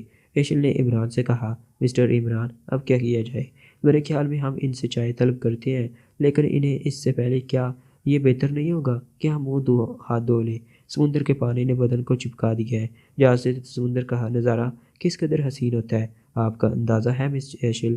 ایشل آنکھیں بند کر کے ہنسنے لگی، پھر بولی، نہ جانے آپ کس قسم کے آدمی ہیں۔ لوگوں کا کہنا ہے کہ میں ہر حالت میں قسم اول کا آدمی ہوں۔ میں یہ پوچھ رہی ہوں کہ کپتان وکرم سنگھ سیپرا کے بارے میں پوچھے گا تو ہم کیا جواب دیں گے؟ کہہ دیں گے پانی پر دوڑتا ہوا بھاگ گیا۔ عمران نے اس طرح کہا کہ ایشل بے اختیار ہنس پڑی، پھر بولی، اللہ ہی آپ کو سمجھے۔ ارے یہ جملہ تم نے کہاں سے سن لیا؟ کیوں؟ یہ تو میرے خاص جاننے والے کہتے ہیں۔ آپ کے قریب رہنے والا ہر شخص یہی جملہ کہہ سکتا ہے، ایشل نے بدستور ہنستے ہوئے کہا۔ پھر وہ لوگ تیار ہو گئے، جہاز وہاں سے آگے بڑھ گیا تھا۔ اس کا اندازہ ان لوگوں کو بخوبی ہو گیا تھا۔ پھر وہ سب کیپٹن وکرم سنگھ کے کیبن میں پہنچ گئے۔ اس نے ان سے ملاقات کی خواہش کا اظہار کیا تھا۔ کپتان کے خوبصورت کیبن میں عالی شان صوفے لگے ہوئے تھے۔ وکرم سنگھ وہاں موجود تھا۔ اس نے ان کا استقبال کیا اور بولا، مجھے یقین ہے کہ آپ لوگ بہتر حالت میں ہوں گے، لیکن بہرحال میں یہ جاننا چاہتا ہوں کہ مسٹر سیپرا کیوں نہیں آئے؟ ہمارے ساتھ یہاں سنگین واقعات پیش آ چکے ہیں مسٹر وکرم سنگھ، اور اس کے علاوہ ہمیں یہ ہدایت نہیں دی گئی کہ ہم آپ کو اس سلسلے میں کوئی تفصیل بتائیں، اس لیے کیا آپ ہماری معذرت قبول کریں گے؟ کیپٹن وکرم سنگھ سوچ میں ڈوب گیا، پھر آہستہ سے بولا، خیر مسٹر سیپرا کو یہ حقیقت معلوم تھی کہ اس سلسلے میں میرا مقام کیا ہے، لیکن اصولی طور پر مجھے آپ سے واقعی زیادہ سوالات نہیں کرنے چاہیے۔ مسٹر سیپرا کے بارے میں آپ خود ہیڈ کوارٹر کو جواب دے ہوں گے اور اس بات کا اعتراف کریں گے کہ میرے سوال کرنے پر آپ نے کچھ نہ بتانے کا اظہار کیا تھا۔ ہم اس کی مکمل ذمہ داری قبول کرتے ہیں، عمران نے جواب دیا۔ اوکے، پھر میرا کام آپ کو صرف کریبیا کے اس ساحل تک پہنچا دینا ہے جہاں آپ کا استقبال کیا جائے گا۔ آپ لوگ آرام سے جہاز پر اپنا وقت گزار سکتے ہیں، مجھے اب اس سلسلے میں کوئی فکر نہیں ہے، آپ مطمئن رہیں، عمران نے جواب دیا، اور تھوڑی دیر کے بعد وہ سب وکرم سنگھ کے کیبن سے باہر نکل آئے۔ کریبیا کے ایک ویران ساحل پر ان لوگوں کو اسٹیمروں کے ذریعے ہی پہنچایا گیا تھا جہاں ان کا استقبال چند افراد نے کیا تھا۔ یہ سب ان کے سامنے موظف تھے۔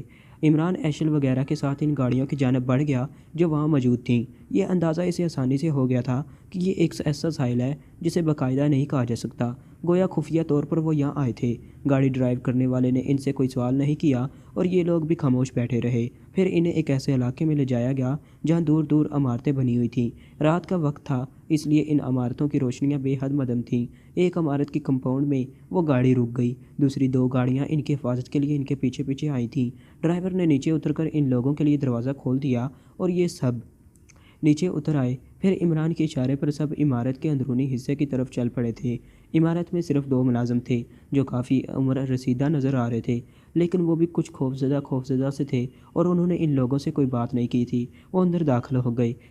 عمارت میں ہر طرح کی آسائشیں موجود تھیں۔ وہ سب ایک بڑے کمرے میں پہنچ گئے۔ عمران نے برونی دروازہ بند کر لیا تھا، پھر اس نے ایشل کو دیکھتے ہوئے کہا، مس ایشل، اتفاق سے آپ سے کبھی کوئی تفصیلی بات چیت نہیں ہو سکی۔ نیلما کی حیثیت سے آپ کا اور سیپرا کا ساتھ کب سے تھا؟ یہ ایک لمبی تفصیل ہے، آپ کو پھر کبھی بتاؤں گی، لیکن اس سوال کا کوئی خاص مقصد ہے؟ جی ہاں، تو فرمائیے۔ اصل میں اس عمارت کے بارے میں جاننا چاہتا تھا۔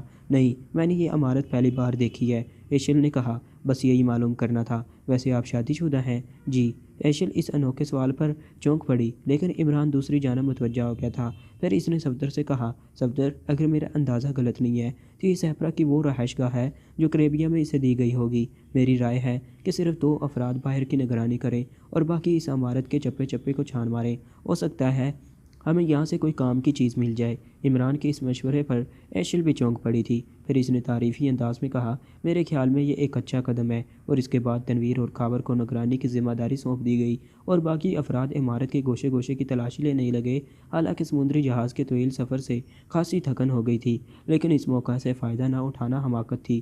یہ نہیں کہا جا سکتا تھا کہ آئندہ کے حالات کیا ہوں۔ عمران خود بھی مصروف ہو گیا تھا، اس کی اکابی نگاہیں ہر چیز کا جائزہ لے رہی تھیں۔ ایشل ان لوگوں کے کام میں برابر کی شریک تھی اور عمران یہ محسوس کر رہا تھا کہ لڑکی زبردست تربیت یافتہ ہے۔ پتہ نہیں پروفیسر ایٹلک ٹیل نے اسے کہاں سے دریافت کیا، ابھی صحیح طور پر تعارف تو ہو بھی نہیں سکا تھا۔ حالات ہی کچھ اس طرح ہنگامی ہو گئے تھے۔ عمران نے ذرا مختلف طریقہ اختیار کیا تھا۔ اس نے ایک کمرہ منتخب کر لیا۔ ایشل بھی اسی کمرے میں آ گئی تھی۔ الماریوں وغیرہ کی تلاشی اس نے ایشل کے سپرد کر دی تھی اور خود الماریوں کے حکم میں ہاتھ گھما گھما کر دیکھ رہا تھا۔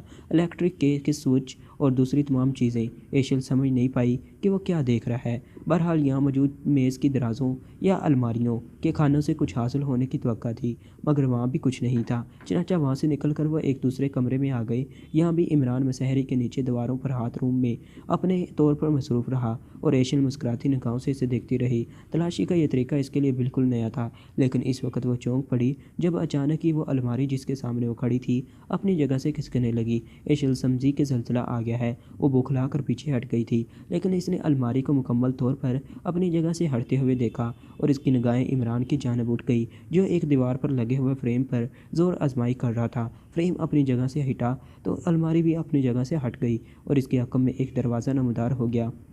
یہ دروازہ لاک تھا۔ عمران نے فریم کو اس کی جگہ روکا اور پھر ایشل کو اشارہ کر کے دروازے کے قریب پہنچ گیا۔ دروازے کا لاک کھولنے کے لیے کافی وقت صرف کرنا پڑا تھا، لیکن دروازے کے حکم میں ایک چھوٹا سا کمرہ دیکھ کر ان کی آنکھیں حیرت سے پھیل گئیں۔ اس کمرے میں ایک ہی الماری بنی ہوئی تھی۔ الماری کا دروازہ کھولا تو اندر بہت سے فائل نظر آئے۔ یہاں روشنی کا بھی انتظام تھا۔ عمران اور ایشل ان فائلوں کو نکالنے لگے۔ پھر ایک فائل پر آپریشن کریمیا کے یہ الفاظ دیکھ کر ایشل کی آنکھیں حیرت سے پھیل گئیں۔ عمران وہ فائل لے کر وہیں بیٹھ گیا تھا اور ایشل بھی بے تکلفی سے اس کے قریب بیٹھ گئی تھی۔ وہ عمران کے شانے پر تھوڑی نگاہ کر فائل کو پڑھنے کی کوشش کر رہی تھی اور جوں جوں فائل کے اوراق الٹتے جا رہے تھے ایشل کی آنکھوں میں حیرت کے آثار بڑھتے جا رہے تھے۔ اس فائل میں آپریشن کریبیا کا وہ مکمل ریکارڈ موجود تھا جو اس ملک کی جانب سے تھا جس سے کریبیا نے آزادی حاصل کی تھی۔ اس فائل میں سیپرا سے متعلق بھی بہت سی تفصیلات ملی، کئی معاہدے دستیاب ہوئے۔ یہ ایک ایسی دستاویز تھی، ایک ایسا ریکارڈ تھا جسے ناقابل یقین کہا جا سکتا تھا۔ یہاں آنے کے چند منٹوں کے بعد ہی وہ کارروائی ہو گئی تھی جو کریبیا میں ہونے والی سازش کا مکمل ثبوت تھی۔ کچھ تو واقعات ایسے تھے، کچھ حالات اس قسم کے بنتے چلے گئے تھے اور کچھ شاید عمران کی تقدیر کا کہ یہ کام اس قدر آسانی سے ہو گیا تھا کہ تصور بھی نہیں کیا جا سکتا تھا۔ فائل کا آخری ورق پڑھنے کے بعد عمران نے اسے بند کیا اور پھر ایک دم اچھل پڑا۔ ایشل کو حیرت سے پیچھے ہٹ جانا پڑا تھا۔ اس نے دروازے کی جانب دیکھا، پھر وہ سرگوشی میں بولا، کوئی آ گیا۔ یہ تم کیا کر رہی تھی؟ میں ہاں، کب؟ ابھی بھی کیا کر رہی تھی؟ ایشل جلا کر بولی، تم میرے شانے پر تھوڑی رکھے بیٹھی ہوئی تھی؟ نہیں تو جھوٹ بول رہی ہو تو کیا ہو گیا؟ کیا مصیبت آ گئی؟ جانتی ہو لڑکیاں اس طرح کس کے ساتھ پیش آتی ہیں؟ ارے باپ رے، تھوڑی اتنی قریبی تھی تو باقی تم دیکھو میں بہت اچھی لڑکی نہیں ہوں۔ وہ اسے فضول باتیں کرنے سے گریز کیا کرو۔ اچھا اس لیے تو کہہ رہا تھا کہ اپنا تعارف کرا دو، مگر غلطی تمہاری ہی ہے۔ لیکن آئندہ میرے شانے پر اس طرح تھوڑی مت رکھنا اور نہ ہی مجھ سے اتنے قریب ہونا۔ کیا سمجھتے ہو خود کو؟ چلو چلو اور فائلز تلاش کرو، عمران نے کہا۔ ایشل کا موڈ خراب ہو گیا تھا، لیکن اس کے بعد آہستہ آہستہ اس کا موڈ خود ہی ٹھیک ہوتا چلا گیا۔ اور بھی کئی ایسے فائل دستیاب ہوئے تھے جن میں انہیں بہت کچھ مل گیا تھا۔ عمارت میں اندرونی طور پر کوئی مداخلت نہیں کی گئی تھی۔ رات اچھی خاصی گزر چکی تھی اور ان لوگوں کی آنکھوں میں نیند کے آثار نظر آ رہے تھے۔ پھر سب ایک جگہ جمع ہو گئے تو عمران نے صفدر سے کہا، صفدر جولیا سے رابطہ قائم کرو۔ خیریت؟ نہیں، عمران نے جواب دیا اور صفدر اسے دیکھنے لگا تو عمران نے کہا، تم نے سنا نہیں میں نے کیا کہا ہے؟ جی ایک منٹ، صفدر بولا اور پھر جیب سے ٹرانسمیٹر نکال کر جولیا کو کال کرنے لگا۔ ان لوگوں کو یقین تھا کہ جولیا نعمانی کے ساتھ وہاں موجود ہوگی۔ بہرحال وہ لوگ اس قدر ذہانت تو رکھتے تھے کہ پروگرام کے مطابق عمل کر سکیں۔ جولیا نے فوراً ہی ٹرانسمیٹر پر کال ریسیو کی تھی۔ اس کی آواز سن کر صفدر نے کہا، جولیا میں صفدر بول رہا ہوں۔ ہاں صفدر، پہنچ گئے تم لوگ؟ ہاں، عمران صاحب سے بات کرو، صفدر نے کہا اور ٹرانسمیٹر عمران کی جانب بڑھا دیا۔ خلاف توقع عمران نے نہایت سنجیدگی سے کہا، جولیا کون سے ہوٹل میں مقیم ہو؟ یہ ہوٹل ٹروکوور ہے۔ ہم اس کی 8ویں منزل پر کمرہ نمبر 890 میں ہے، نعمانی 891 میں ہے۔ کیا اس کی سمت کی کچھ رہنمائی کر سکتی ہو؟ ہاں کیوں نہیں، یہ ٹروکور روڈ کہلاتا ہے۔ ٹروکور روڈ کے ونگ رانگ کارنر پر یہ ہوٹل واقع ہے۔ کوئی خاص بات ہے عمران؟ میں صفدر کو بھیج رہا ہوں، ممکن ہے جگہ تلاش کرنے میں اسے کچھ وقت لگ جائے، صفدر باقی تفصیلات بتا دے گا۔ ٹھیک ہے، جولیا نے کہا، اور عمران نے سلسلہ منقطع کر دیا۔ پھر وہ صفدر سے بولا، تم صورتحال سمجھ چکے ہوگے، یہ ریکارڈ جولیا کے پاس محفوظ کر دو اور اس سے کہو کہ اسے زندگی سے زیادہ اہمیت دینی ہے۔ اس وقت ہمیں جو برتری حاصل ہو گئی ہے، کوئی لغزش اسے کہیں ختم نہیں کر دے۔ صفدر نے عمران کے لہجے میں وہی خاص بات محسوس کی تھی جو انتہائی اہم مواقع پر عمران کے اندر پیدا ہو جاتی تھی، اور یہ وہ لمحات ہوتے تھے جب عمران سے کسی طرح کا انحراف مصیبتوں کا باعث بن جاتا تھا۔ چنانچہ صفدر نے گردن ہلاتے ہوئے کہا، ٹھیک ہے عمران صاحب، ذرا راستوں کی تلاش میں دقت ہوگی۔ ٹروکور روڈ پر ہوٹل کوڈور، کمرہ نمبر 890۔ تمہیں یہ فائل جولیا کے پاس پہنچانا ہے اور جولیا سے کہنا کہ اپنی جگہ مستعد رہے اور ان فائلوں کی مکمل طور سے حفاظت کرے۔ میں سمجھ رہا ہوں عمران صاحب، صفدر نے کہا۔ ٹیکسی تمہیں ہوٹل ٹروکوڈور پہنچا دے گی؟ یقیناً، کیوں نہیں، صفدر نے کہا، اور پھر وہ مستعدی سے باہر نکل گیا۔ ایشل دلچسپ نگاہوں سے عمران کو دیکھ رہی تھی۔ یہ بات تو اس نے خلوص دل سے تسلیم کی تھی کہ یہ شخص بظاہر جو کچھ نظر آتا ہے در حقیقت وہ نہیں ہے۔ ایشل کے لیے عمران کی شخصیت بے حد دلچسپ تھی اور وہ اس کے ساتھ کام کرتے ہوئے خاصا لطف محسوس کر رہی تھی۔ عمران ساری کارروائی برق رفتاری سے کر لینا چاہتا تھا جو انہیں کامیابی سے ہمکنار کرا دے۔ ذہن میں صرف یہی احساس تھا کہ کون جانے سیپرا کب کریبیا واپس پہنچ جائے۔ اس کے واپس آنے کے بعد جو حالات کروٹ بدلیں گے، اس کا پورا احساس عمران کو تھا۔ چنانچہ ایسے موقعوں پر اس کے ذہن میں برقی رو دوڑنے لگتی تھی اور یہ برقی رو کچھ کر کے ہی چھوڑتی تھی۔ عمران میں وہ لوگ پرسکون تھے۔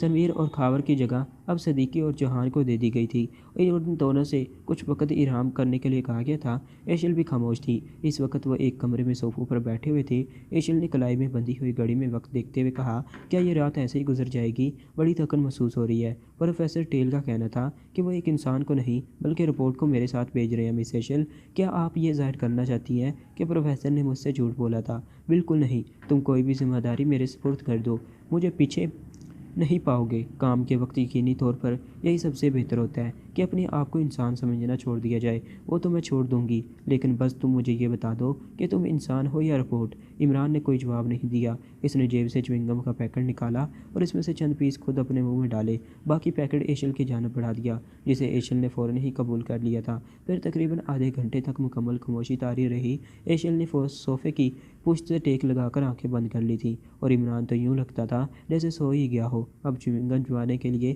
اس کا منہ بھی نہیں چل رہا تھا۔ ایشل کبھی کبھی آنکھیں کھول کر اسے دیکھ لیتی تھی، لیکن اس نے بھی تہیہ کر لیا کہ جب تک عمران نہیں بولے گا وہ خود بھی کچھ نہیں بولے گی۔ پھر عمران اچانک اپنی جگہ سے اٹھا اور تھوڑے فاصلے پر رکھے ہوئے ٹیلی فون کے قریب پہنچ گیا، جہاں ٹیلی فون ڈائریکٹری بھی رکھی ہوئی تھی۔ اس نے ٹیلی فون ڈائریکٹری کھول لی، کافی دیر تک اس میں کوئی نمبر تلاش کرتا رہا، پھر ٹیلی فون کا ریسیور اٹھا کر نمبر ڈائل کرنے لگا۔ نمبر ڈائل کرنے کے بعد ریسیور کان سے لگا لیا۔ میں کمشنر مسٹر ہارورڈ بول رہا ہوں، سرکاری افیسروں اور سرکاری ہی گفتگو کرنی ہے۔ کمشنر ہارورڈ جس حال میں بھی ہوں، انہیں فوراً میری کال دی جائے۔ ایک لمحے رکنے کے بعد اس نے کہا، نہیں، نام بتانا ضروری نہیں ہے، آپ جو کوئی بھی ہیں، اگر آپ نے اس سلسلے میں کسی قائلی کا ثبوت دیا تو ذمہ داری آپ پر عائد ہوگی۔ آپ کو ٹرے آؤٹ کرنا مشکل کام نہیں ہوگا۔ Thank you very much. Eshal نے محسوس کیا کہ عمران کی آواز بالکل بدلی ہوئی تھی۔ اس وقت وہ ایک عمر رسیدہ آدمی کی آواز میں بول رہا تھا۔ چند منٹ انتظار کرنے کے بعد اس نے کہا، ہاں کمشنر صاحب، معافی چاہتا ہوں، یہ وقت ایسا نہیں ہے کہ کسی شریف آدمی کو تکلیف دی جائے، لیکن اگر آپ کریبیا کی آزادی سے دلچسپی رکھتے ہیں اور ان سازشوں کو کچلنے کے خواہش مند ہیں جو کریبیا کی آزادی کے خلاف ہو رہی ہیں، تو برائے کرم فوری طور پر ایک عمارت پر ریڈ کیجیے۔ یہاں جتنے افراد ہیں، ان کا تعلق ان سازشوں سے ہے جو کریبیا کی آزادی چھین لینے کے خواہش مند ہیں۔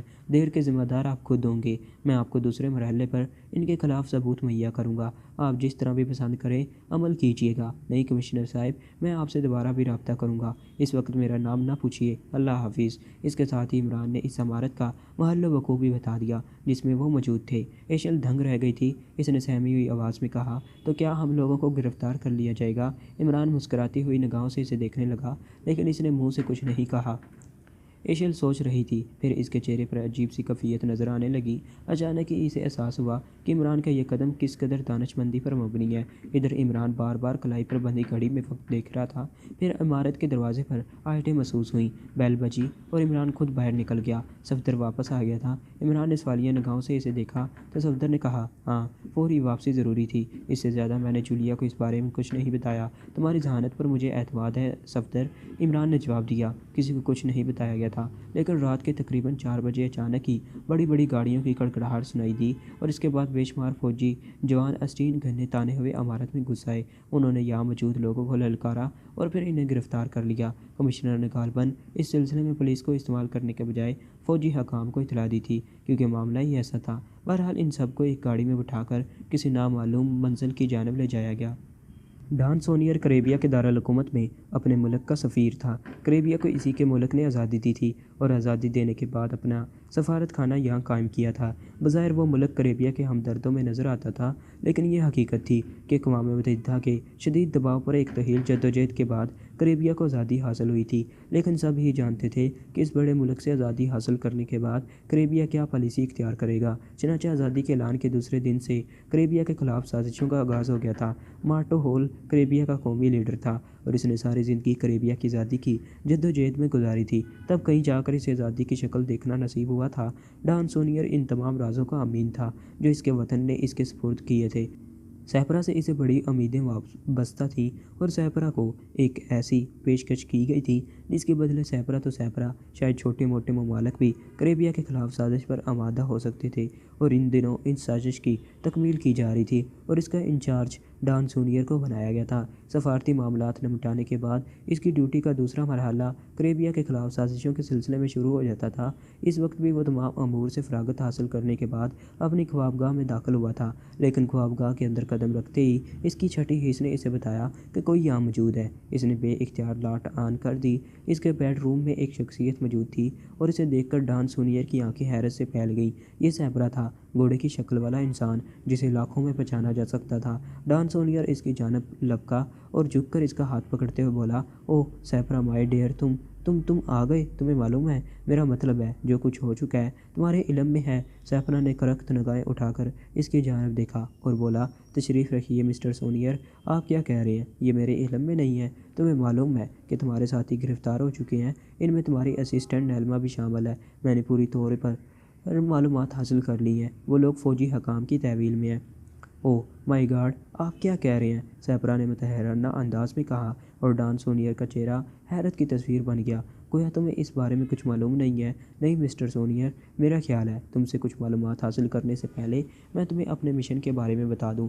میرا مشن بری طرح ناکام ہو گیا ہے. پاکشیا سیکرٹ سروس کے لوگ ہم پر حاوی ہو گئے ہیں. کیسے؟ مگر کیسے؟ جواب میں سیپرا نے وہ ساری تفصیل اسے سنا دی جو پاکشیا میں اس کے ساتھ پیش آئی تھی. ڈان سونیئر کا چہرہ تصویر حیرت بن گیا. وہ پھٹی پھٹی آنکھوں سے سیپرا کو دیکھنے لگا, پھر بولا, لیکن پھر یہ سب کیا ہوا ہے؟ جو کچھ ہوا ہے مجھے اس کے بارے میں کچھ نہیں معلوم. اب تم مجھے یہ بتاؤ کہ ڈیئر سونیئر کہ کیا ہوا ہے؟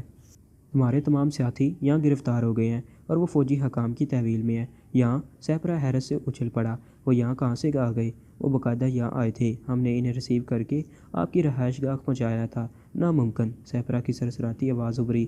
ایسا ہوا ہے مسٹر سیپرا, عمارت پر آرمی نے چھاپا مارا اور وہ گرفتار ہو گئے. میں انہی کے بارے میں معلومات حاصل کرنے گیا تھا. سیپرا تھوڑی دیر تک سوچتا رہا, پھر بولا, آپ کو علم ہے کہ وہ میرے ساتھی ہی تھے؟ کیا آپ نے خود انہیں ریسیو کیا تھا؟ ہاں, وہ تمہارے ساتھی ہی تھے اور مجھے اطلاع مل گئی تھی کہ تمہارے علاوہ سب موجود ہیں. نیلما بھی؟ ہاں وہ بھی. ممکن ہے وہ کسی طرح وہاں سے فرار ہونے میں کامیاب ہو گئے ہوں. وہ سب جینٹس ہیں. میں نے تو بڑی جدوجہد کی ہے. 40 گھنٹے پانی میں تیر کر سفر کیا, پھر سمندر میں شکار کھیلنے والی ایک پارٹی کو ختم کر کے ان کی کشتی پر قبضہ کیا اور ایک معمولی کشتی کے ذریعے کافرستان میں داخل ہوا. وہاں سے یہاں آیا ہوں. لیکن تم نے بڑی خوفناک خبر سنائی ہے. میں خود پریشان ہو گیا ہوں. صرف پریشانی سے کچھ نہیں ہوگا مسٹر سونیئر, اب عمل ضروری ہے. او مائی گاڈ, مجھے فوراً گاڑی مہیا کرو. کہاں جاؤ گے؟ پہلے اس عمارت کو دیکھوں گا. وہاں بہت کچھ ہے. جہاں تم مقیم تھے؟ ہاں, مگر وہاں فوجی پہرا ہے. وہ میں دیکھ لوں گا. تم یہ پتہ لگاؤ کہ انہیں کہاں قید رکھا گیا ہے. بہت مشکل ہو گیا ہے. بہرحال اس کا تنہا ذمہ دار میں ہی نہیں ہوں. تمہاری بھی کچھ ذمہ داریاں تھیں مسٹر سونیئر.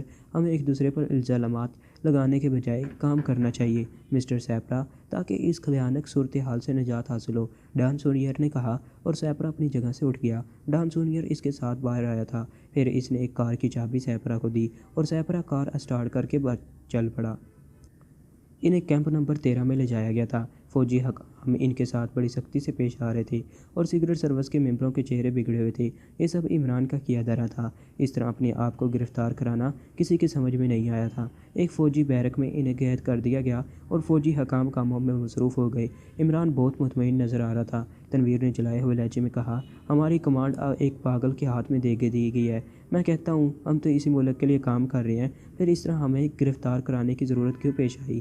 پاگل پن، ایک پاگل سے تم اور کیا توقع کر سکتے ہو؟ ڈیئر تنویر، عمران نے جواب دیا، میرا خیال ہے فضول گفتگو ہو رہی ہے۔ کیا ہمیں یہ گفتگو کرنی چاہیے؟ صفدر نے مداخلت کی، اور تم ہمیشہ اس کی سرپرستی کرتے رہنا۔ دیکھو تنویر، میرا خیال ہے تمہاری حماقتیں حد سے زیادہ بڑھ گئی ہیں۔ ایسا نہ ہو کہ مجھے X2 سے شکایت پر مجبور ہونا پڑے۔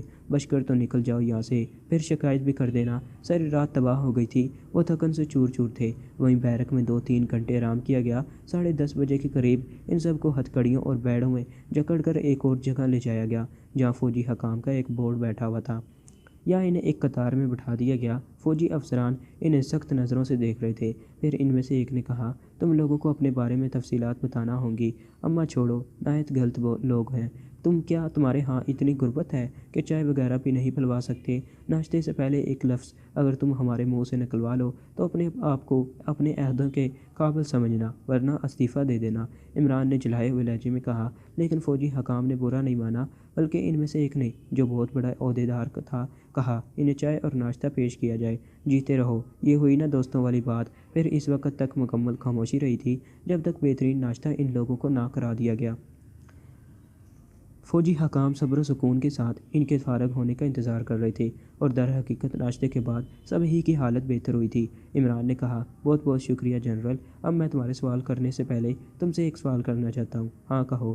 ہمیں فوری طور پر مسٹر مارٹو ہول سے ملایا جائے۔ کیا؟ جنرل اچھل پڑا۔ سوری، اس سے پہلے مجھے یہ سوال کرنا چاہیے تھا کہ یہاں جتنے افراد بیٹھے ہوئے ہیں یہ سب مارٹو ہول اور حکومت کیریبیا کے وفادار ہیں، یا کوئی گڑبڑ ہو سکتی ہے؟ دیکھو مسٹر، حد سے زیادہ بڑھنے کی کوشش مت کرو۔ ہم تمہارے ساتھ بہتر رویہ اپنائے ہوئے ہیں، ورنہ تمہارا ریکارڈ ہمیں مل چکا ہے۔ تم ایک بدنام شخص سیپرا کے ساتھیوں میں سے ہو، اور تمہیں یہ بھی بتانا ہوگا کہ سیپرا کہاں ہے۔ سب کچھ بتا دیا جائے گا، لیکن اس سے پہلے اگر مناسب ہو سکے تو مسٹر مارٹو ہول سے میری ملاقات کرا دی جائے، ورنہ یہ سمجھ لو کہ زندگی بھر پچھتاتے رہو گے۔ آخر کیوں ملنا چاہتے ہو تم مسٹر مارٹو ہول سے؟ جنرل، یہ کیریبیا کی زندگی کا سب سے اہم دن ہے، پلیز آپ یہ انتظام کر دیں۔ باقی جو کچھ بھی ہوگا آپ کے سامنے ہوگا۔ اس کے بعد اگر آپ ہمیں قابل سزا سمجھیں تو آپ کو مکمل اختیار ہوگا، لیکن ایک شرط ہے جو گفتگو ہو رہی ہے۔ اگر آپ کے ان ساتھیوں میں سے کسی نے غداری کی تو سمجھ لیجئے سارا کھیل چوپٹ ہو جائے گا۔ سبھی کے چہروں پر ناگواری کے ساتھ نظر آ رہے تھے، لیکن جنرل پریشانی کا شکار تھا۔ پھر اس نے اپنی جگہ سے اٹھتے ہوئے کہا، میں کوشش کرتا ہوں، لیکن یوں سمجھ لو کہ اگر اس سلسلے میں تم نے وقت ضائع کرنے کی کوشش کی تو تمہیں اتنی سخت سزا دی جائے گی جو تمہارے تصور سے باہر ہو۔ مجھے منظور ہے۔ جنرل اپنے ایک ساتھی کو اشارہ کر کے اٹھ گیا۔ پھر کافی دیر تک باہر رہنے کے بعد اس نے اندر قدم رکھا اور عمران سے بولا، تم میں سے کون مسٹر مارٹو ہول سے بات کرنا چاہتا ہے؟ ملاقات نہیں ہو سکتی، ظاہر ہے نہیں ہو سکتی، لیکن ٹرانسمیٹر پر گفتگو کی جا سکتی ہے۔ مجھے یہ یقین کیسے آئے گا کہ میں مسٹر مارٹو ہول سے مخاطب ہوں؟ فوجی سربراہ کی موجودگی میں تم مسٹر مارٹو ہول سے بات کر سکتے ہو؟ فوجی سربراہ؟ عمران نے سوالیہ انداز میں اسے دیکھا۔ میری مراد چیف آف سٹاف سے ہے۔ ٹھیک ہے، میں گفتگو کروں گا، میرے ساتھ میرا یہ ساتھی ہوگا۔ عمران نے صفدر کی طرف اشارہ کیا۔ پھر ان دونوں کو ایک شاندار کمرے میں لے جایا گیا جہاں چیف آف سٹاف موجود تھا۔ اس نے کڑی نگاہوں سے عمران اور صفدر کو دیکھا، اور پھر عمران سنجیدگی سے کرسی پر بیٹھ گیا۔ جنرل نے کارروائی کی، اور تھوڑی دیر کے بعد ایک آواز ابھری، ہاں میں لائن پر ہوں، کون مجھ سے بات کرنا چاہتا ہے؟ مسٹر مارٹو ہول، کیا یہ آپ ہی ہیں؟ ہاں، لیکن آپ کون ہیں؟ پاکشیا سیکرٹ سروس کا ایک ذمہ دار شخص آپ کو اس سلسلے میں مکمل تفصیل بتانا چاہتا ہوں، عمران نے کہا۔ پھر اس نے مارٹو ہول کو وفد کی پاکشیا آمد، اور اس کے بعد کانفرنس ہال میں قتل و غارت گری، بعد میں وفد کے افراد کی موت اور سیپرا کی نشاندہی، پھر اس کے بعد سیپرا کے آدمیوں کی گرفتاری، اور پھر اپنی ان کے محکم میں یہاں آمد کی تفصیل، یہ ساری باتیں بتا دیں۔ چیف آف سٹاف اور جنرل کے چہرے پر شدید حیرانی کے آثار تھے۔ عمران نے کہا، اور مسٹر مارٹو ہول، آپ کے ان آدمیوں میں موجودگی، یہ ساری تفصیل بتا کر میں نے اپنی زندگی بھی خطرے میں ڈالی ہے۔ معافی چاہتا ہوں، یہ نہیں کہہ سکتا کہ کون آپ کا وفادار ہے اور کون غدار ہے۔ اگر آپ نے جو کچھ کہا ہے وہ بالکل درست ہے تو پھر یہ سمجھ لیجئے جناب کہ جتنے لوگوں کے سامنے آپ پیش کیے گئے ہیں یہ وہ ہیں جنہوں نے کیریبیا کی آزادی کے لیے اپنے خاندانوں کی قربانیاں دی ہیں، میں معذرت خواہ ہوں، لیکن میری بھی زندگی خطرے میں ہے۔ مسٹر مارٹو ہول، آپ فوری طور پر ان لوگوں کو ہدایت دیجیے کہ میرے منصوبے پر عمل کریں، لیکن میں یقین کیسے کر لوں کہ آپ نے جو کچھ کہا ہے وہ سچ ہے؟ یہ ایک گہری چال بھی تو ہو سکتی ہے۔ ہاں، اس کے لیے میں پیشکش کر رہا ہوں کہ آپ اپنے کمانڈوز نہایت محتاط انداز میں ہمارے پیچھے لگا دیں اور ہم جو کچھ کریں وہاں ہم پر کڑی نظر رکھی جائے، ہماری زندگیوں کا تحفظ بھی کیا جائے۔ یہ کمانڈوز جس طرح چاہے ہمیں اپنی نگاہوں میں رکھ سکتے ہیں، اور اگر کوئی ایسی صورتحال پائیں جو مشکل ہو تو ہمیں ہلاک بھی کیا جا سکتا ہے اور گرفتار بھی۔ دوسرے طرف چند لمحات خاموشی رہی، پھر مارٹو ہول کی آواز ابھری، آپ کیا چاہتے ہیں؟ فرار؟ یہاں سے فرار، اور فرار ہو کر ہم جہاں چاہیں وہاں ہماری نگرانی اس انداز سے کی جائے کہ ہمارے ساتھ اور لوگوں کو بھی گرفتار کیا جائے گا۔ یہ پورا کمانڈو ایکشن ہوگا، لیکن اتنی احتیاط کے ساتھ کہ کسی کو اندازہ نہ ہو سکے۔ مسٹر مارٹو ہول، آپ کے دشمنوں کا کھیل میں ختم کر چکا ہوں، بس اب میں ایسے چند افراد ہیں جنہیں روشنی میں لانا ہے۔ اس کے بعد آپ کو وہ مکمل منصوبہ پیش کروں گا جو کریبیا کی آزادی میں انتہائی معاون ہوگا۔ مارٹو ہول نے چیف آف سٹاف سے مشورہ کر کے عمران کی اقدامات کے لیے اجازت دے دی تھی، اور عمران نے چیف آف سٹاف سے کچھ فرمائشیں کی تھیں۔ ساری کارروائی ڈان سونیئر نے کی تھی۔ سیپرا پس منظر میں رہا تھا۔ سونیئر کی خفیہ فورس ایک بہت بڑی کارروائی کے لیے تیار تھی، لیکن کیمپ نمبر 13 میں اس سے پہلے ہی بہت کچھ ہو گیا۔ جب یہ لوگ ایکشن کرنے والے تھے، اچانک اندر سے فائرنگ کی خوفناک آوازیں ابھری اور پھر بھیانک دھماکے ہونے لگے۔ ڈان کے آدمی دنگ رہ گئے تھے، اندر دھماکوں کا طوفان برپا ہو گیا تھا۔ ڈان کے آدمی نے کہا، سر اب کیا کہہ رہے ہیں؟ انتظار کرو۔ Okay sir. پھر انہوں نے کیمپ نمبر 13 سے ایک ٹرک کو طوفانی انداز میں باہر نکلتے ہوئے دیکھا، اس پر سے اب بھی فائرنگ ہو رہی تھی۔ براٹن، ڈان سونیئر نے ٹرانسمیٹر پر اس مشن کے انچارج کو مخاطب کیا، یس سر، کوئی مداخلت نہ کرنا، بلکہ اگر ان کا تعاقب کرنے کی کوشش کی جائے تو تعاقب کرنے والوں کو روک دینا۔ اوکے سر، جواب ملا۔ ٹرک تیز رفتاری سے دوڑنے لگا اور چاروں طرف بکھرے ہوئے لوگ احتیاط سے ان کا تعاقب کرنے لگے۔ ڈان سونیئر خود بھی ایک بڑی ویگن میں ٹرک کا تعاقب کر رہا تھا۔ پھر ایک سنسان سڑک پر ٹرک رک گیا اور ڈان سونیئر نے رفتار تیز کر دی۔ ٹرک سے چند تاریک سائے نیچے اترے تھے۔ پھر ویگن کو دیکھ کر انہوں نے ہاتھوں میں اٹھائی ہوئی اسٹین گنیں سیدھی کی تھیں کہ ڈان سونیئر میگا فون پر چیخا، میں ڈان سونیئر ہوں، فائرنگ مت کرنا، خبردار، میں ڈان سونیئر ہوں۔ ویگن قریب پہنچ کر رکی تو سونیئر بولا، آ جاؤ، اندر آ جاؤ۔ ایک لڑکی سمیت 5 افراد اندر آ گئے تھے۔ سونیئر نے ان کے بیٹھتے ہی ویگن طوفانی رفتار سے آگے بڑھا دی۔ ویگن ڈرائیو کرتے ہوئے ڈان سونیئر نے ٹرانسمیٹر پر براٹن سے کہا، براٹن کیا پوزیشن ہے؟ نارمل سر۔ اوکے، اب تمہاری ضرورت نہیں ہے۔ Okay sir. دوسری طرف سے جواب ملنے کے بعد ڈان نے سلسلہ منقطع کیا اور پھر کوئی اور نمبر دبا کر بولا، مسٹر سیپرا، تمہارے تمام ساتھی میرے ساتھ ہیں، انہیں کہاں لانا ہے؟ مین ٹربائن لے آؤ۔ اوکے۔ سیپرا نے سلسلہ منقطع کر دیا۔ اسی وقت سیپرا کے ایک ساتھی نے بے اختیار کہا، سر، کیا یہ مسٹر سیپرا تھے؟ ہاں، وہ پہنچ چکے ہیں۔ ڈان سونیئر نے کہا، سر آپ نے یہ تکلیف کیوں کی؟ تم نہیں جانتے یہ ضروری تھا؟ تھینکس گاڈ، سیپرا کے ساتھی نے کہا۔ مین ٹربائن ایک پراسرار اور سنسان عمارت تھی، وسیع احاطہ تاریکی میں ڈوبا ہوا تھا۔ اس عمارت کے برونی حصے میں ایک ملکچا سا بلب لگا ہوا تھا۔ ویگن رک گئی۔ 2 آدمیوں نے آگے بڑھ کر دروازہ کھولا تھا۔ پھر ان کے نیچے اترتے ہی انہوں نے کہا، براہ کرم اسلحہ دے دیجیے۔ ان لوگوں نے اطمینان بھرے انداز میں اسلحہ ان کے حوالے کر دیا۔ پھر ایک بڑے کمرے میں سیپرا نے ان کا استقبال کیا تھا۔ وہ ایک صوفے پر پاؤں پھیلائے اطمینان سے بیٹھا ہوا تھا۔ پاؤں ننگے تھے، ایک پاؤں کچھ سوجا ہوا نظر آ رہا تھا، شاید چوٹ لگی تھی یا موچ آئی تھی۔ وہ عقابی نظروں سے انہیں دیکھ رہا تھا۔ وہ سب سیپرا کو دیکھتے ہی بے اختیار ہو کر اس کی طرف دوڑے اور اس کے چاروں طرف بکھر گئے، لیکن سیپرا یہ نہ دیکھ سکا کہ دروازے سے اس کے قریب تک جاتے ہوئے ان سب کے ہاتھ جھکے ہوئے تھے اور فرش پر ایک عجیب سیال بکھر گیا تھا جو بے رنگ تھا اور نیچے نشان نہیں چھوڑتا تھا، لیکن اس کی خاصیت عجیب تھی۔ صرف تھوڑی دیر کے بعد اس میں ایسی چپک پیدا ہو جاتی تھی کہ ہاتھی بھی اس پر سے پاؤں نہ اٹھا سکے، لیکن اس شکل میں جبکہ اس کا اینٹی سپرے نہ ہو، اور سیپرا کو احساس بھی نہ ہو سکا کہ اس کے پاس پہنچنے والوں میں سے ایک نے اس کے پاؤں کے تلووں کو چھویا ہے اور کچھ شے ان پر پھیر دی ہے۔ ٹھیک ہے، سب ٹھیک ہے۔ جی مسٹر سیپرا، ڈان کیا خیال ہے؟ میرے خیال میں یہ 100% تمہارے ساتھی ہیں۔ ہو سکتا ہے، لیکن ان کے چہروں پر میک اپ دیکھ لینے میں کیا حرج ہے؟ سیپرا نے پرسرار مسکراہٹ سے کہا، سر آپ کو ہم پر شک ہے؟ نیلما نے کہا، او نو ڈیئر، لیکن میں محتاط آدمی ہوں، تم مائنڈ نہ کرو۔ سیپرا نے اس کا پہلے سے انتظام کر رکھا تھا۔ 3 آدمی سائفن لگی بوتلیں لے آئے جن کا سیال ان کے چہروں پر اسپرے کیا گیا اور چند لمحات میں ان کے چاند جیسے اصل چہرے نمودار ہو گئے۔ ڈان سونیئر کو تو چکر آ گیا تھا، لیکن سیپرا بیٹھا سکون سے مسکرا رہا تھا۔ میرا نام سیپرا ہے ڈان، یہ نام میں نے مشکل سے کمایا ہے، جو ڈرامہ ان لوگوں نے کیا ہے وہ نہ آسان تھا اور نہ ہی ممکن تھا۔ مجھے یقین تھا کہ یہ میرے ساتھی نہیں ہو سکتے۔ ہاں ڈیئر، کون ہو تم؟ خاکسار کو علی عمران کہتی ہیں۔ یہ صفدر بے ایمان، یہ تنویر حرام خور، یہ چوہان بے لگام، اور یہ شٹ اپ سیپرا دہاڑا۔ اس نے شاید کوئی آواز سنی تھی، پھر وہ جلدی سے بولا، ڈان، یہ ہیلی کاپٹروں کی آوازیں ہیں، اور یہ ہیلی کاپٹر۔ اوہ ڈان، بیوقوف بن گئے ہم لوگ۔ ہیری، اگر کرام انہیں شوٹ کرو، ہری اپ۔ سیپرا نے صوفے سے چھلانگ لگائی، لیکن جہاں اس کے پاؤں زمین سے لگے تھے وہاں سے وہ دوبارہ نہیں ہل سکا تھا، جبکہ صفدر، چوہان، نعمانی وغیرہ وہاں موجود لوگوں سے لپٹ گئے تھے اور بہرحال یہ تربیت یافتہ تھے۔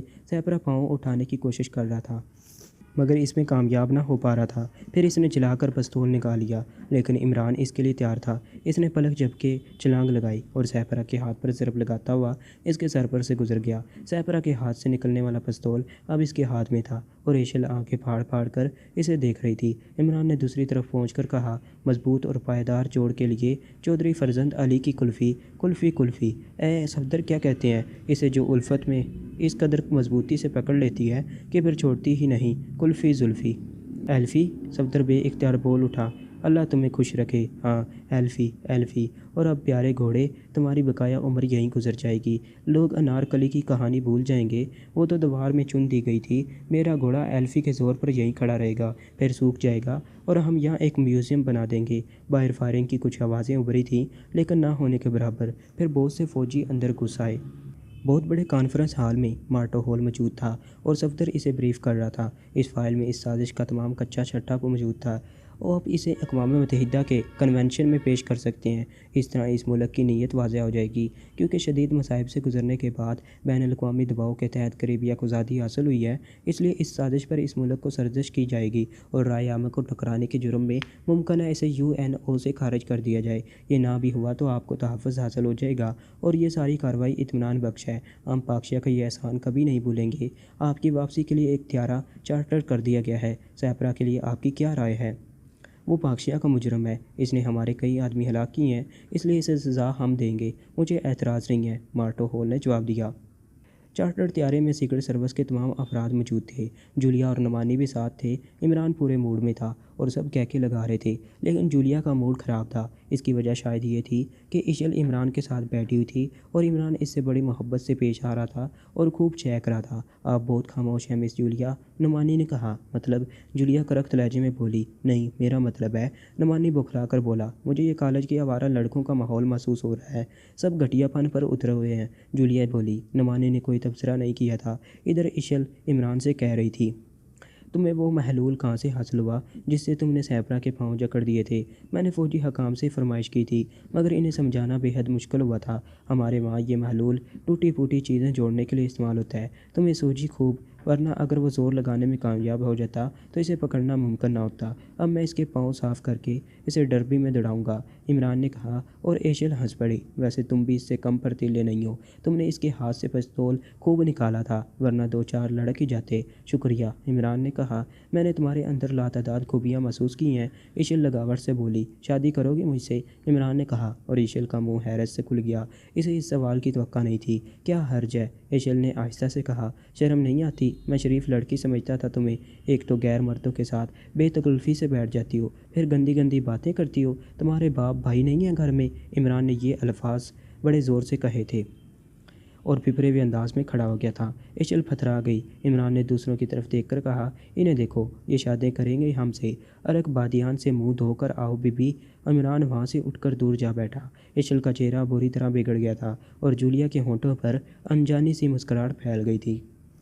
تو دوستو، اس کے ساتھ ہی انتہائی سسپینس، ایکشن، ایڈونچر سے بھرپور یہ ناول یہیں ختم ہوتا ہے۔ لیکن دوستو ٹھہریے، اس طرح کے مزید ناول سننے کے لیے میرے چینل اردو صفحہ کو لازمی سے سبسکرائب کر لیں اور بیل کو ضرور پریس کر دیں۔ شکریہ اینڈ اللہ حافظ۔